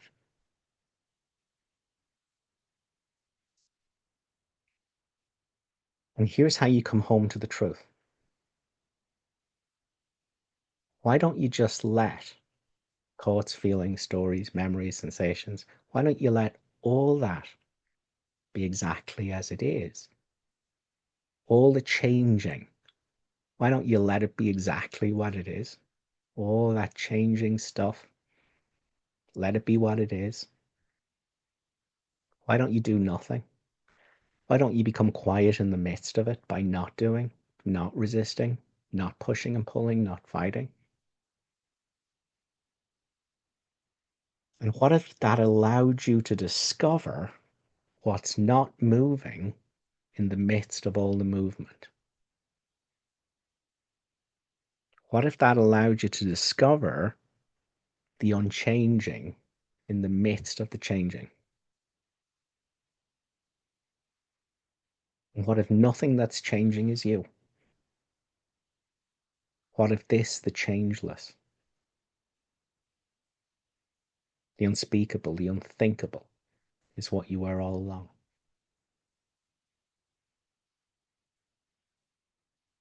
And I need only the humility to say,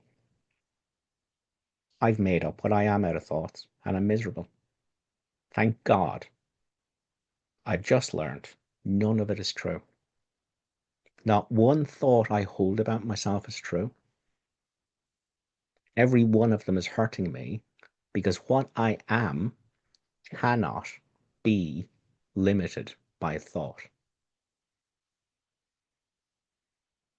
The minute I hold a thought about what I am, I've made up an image in my mind of what I am, a concept of what I am, a false self made of thoughts, when I is here, freedom itself, as the truth of what I am, the truth of what everything is. But I need the humility, like the prodigal son. He left his father's house. It's like, that's not good enough for me. I'm going to go and make something of myself, going to find myself, going to become something. You did the same. And you've made up this self-concept, this sinful, guilty, victimizing, striving, seeking, wanting creature of time, desperately trying to become enlightened, but hopelessly addicted to moaning, right? So you've made that up. You're eating with the pigs. See, you're in the pig pen. Hasn't worked out great for you, has it? You're miserable. You're lacking, you're wanting, you're needing, you're clawing, you're fighting, you're fixing, you're changing. See? The Holy Spirit goes, just admit you're miserable. Just admit that you've made a mess of it. Just admit that what you've made of yourself is a shit show. Just admit it. All right? And you go, okay. That's the happy learner section. Holy Spirit says, I can't work with you until you admit you're miserable. I want a happy learner. You won't be a happy learner until you realize, oh my God, I don't know what I am. What I think I am is miserable, and the Holy Spirit wants to teach me what I really am.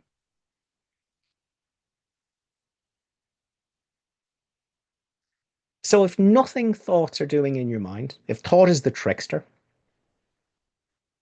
if nothing you think you are is true, then what would happen in this moment if you allowed all those thoughts to be exactly as they are? What have you stopped? What if the fighting stopped? What if the seeking stopped? What if there was no argument with experience? What if all discomfort was allowed to be here? What if thoughts were allowed to do whatever they were doing? What would happen in this moment if I allowed all things to be exactly as they are?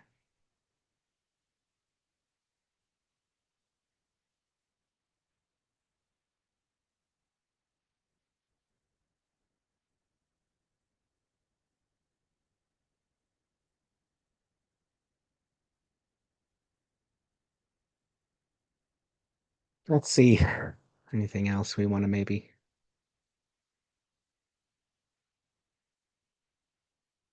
So again, a reminder for the fixers, the doers, the seekers, the ones that think they're working on themselves and they're getting somewhere, and sometimes it's good and sometimes it's bad, and how do I do it and how do I fix it? And the Holy Spirit's going, get out of the way.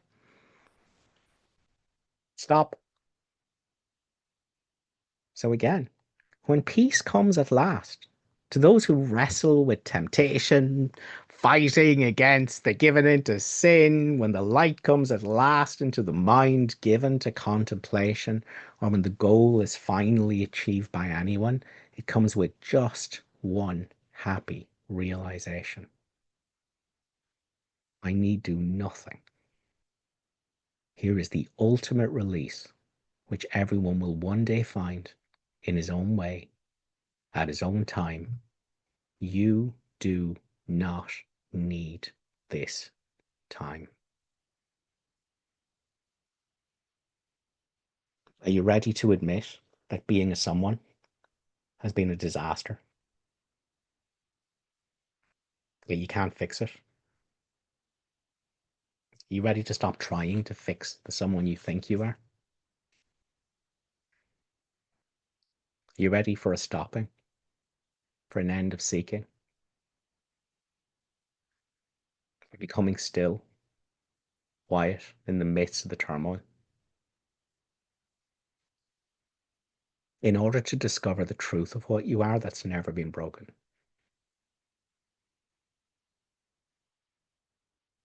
You ready to let go of everything you thought you were because it was just a bunch of thoughts, and discover what you are that a thought cannot soil, and a thought cannot limit? Are you ready to come home to your Father with wholly empty hands, with no thoughts about what you are?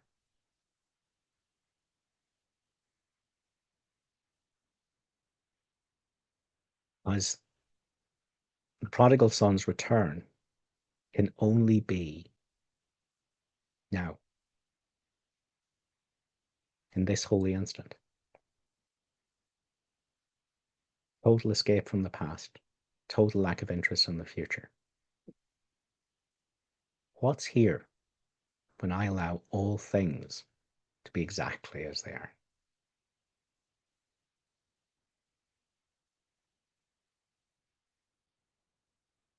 And stay here.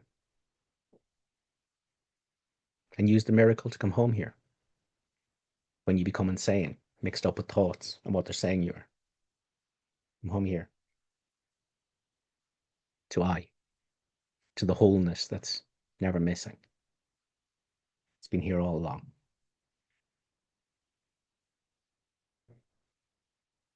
Guys, thanks a million for your attention this week. I hope everyone got something useful out of today's podcast. We shall do it all again next week, and we will catch up in the Facebook group during the week. Thanks, guys. Enjoy the rest of your Sunday.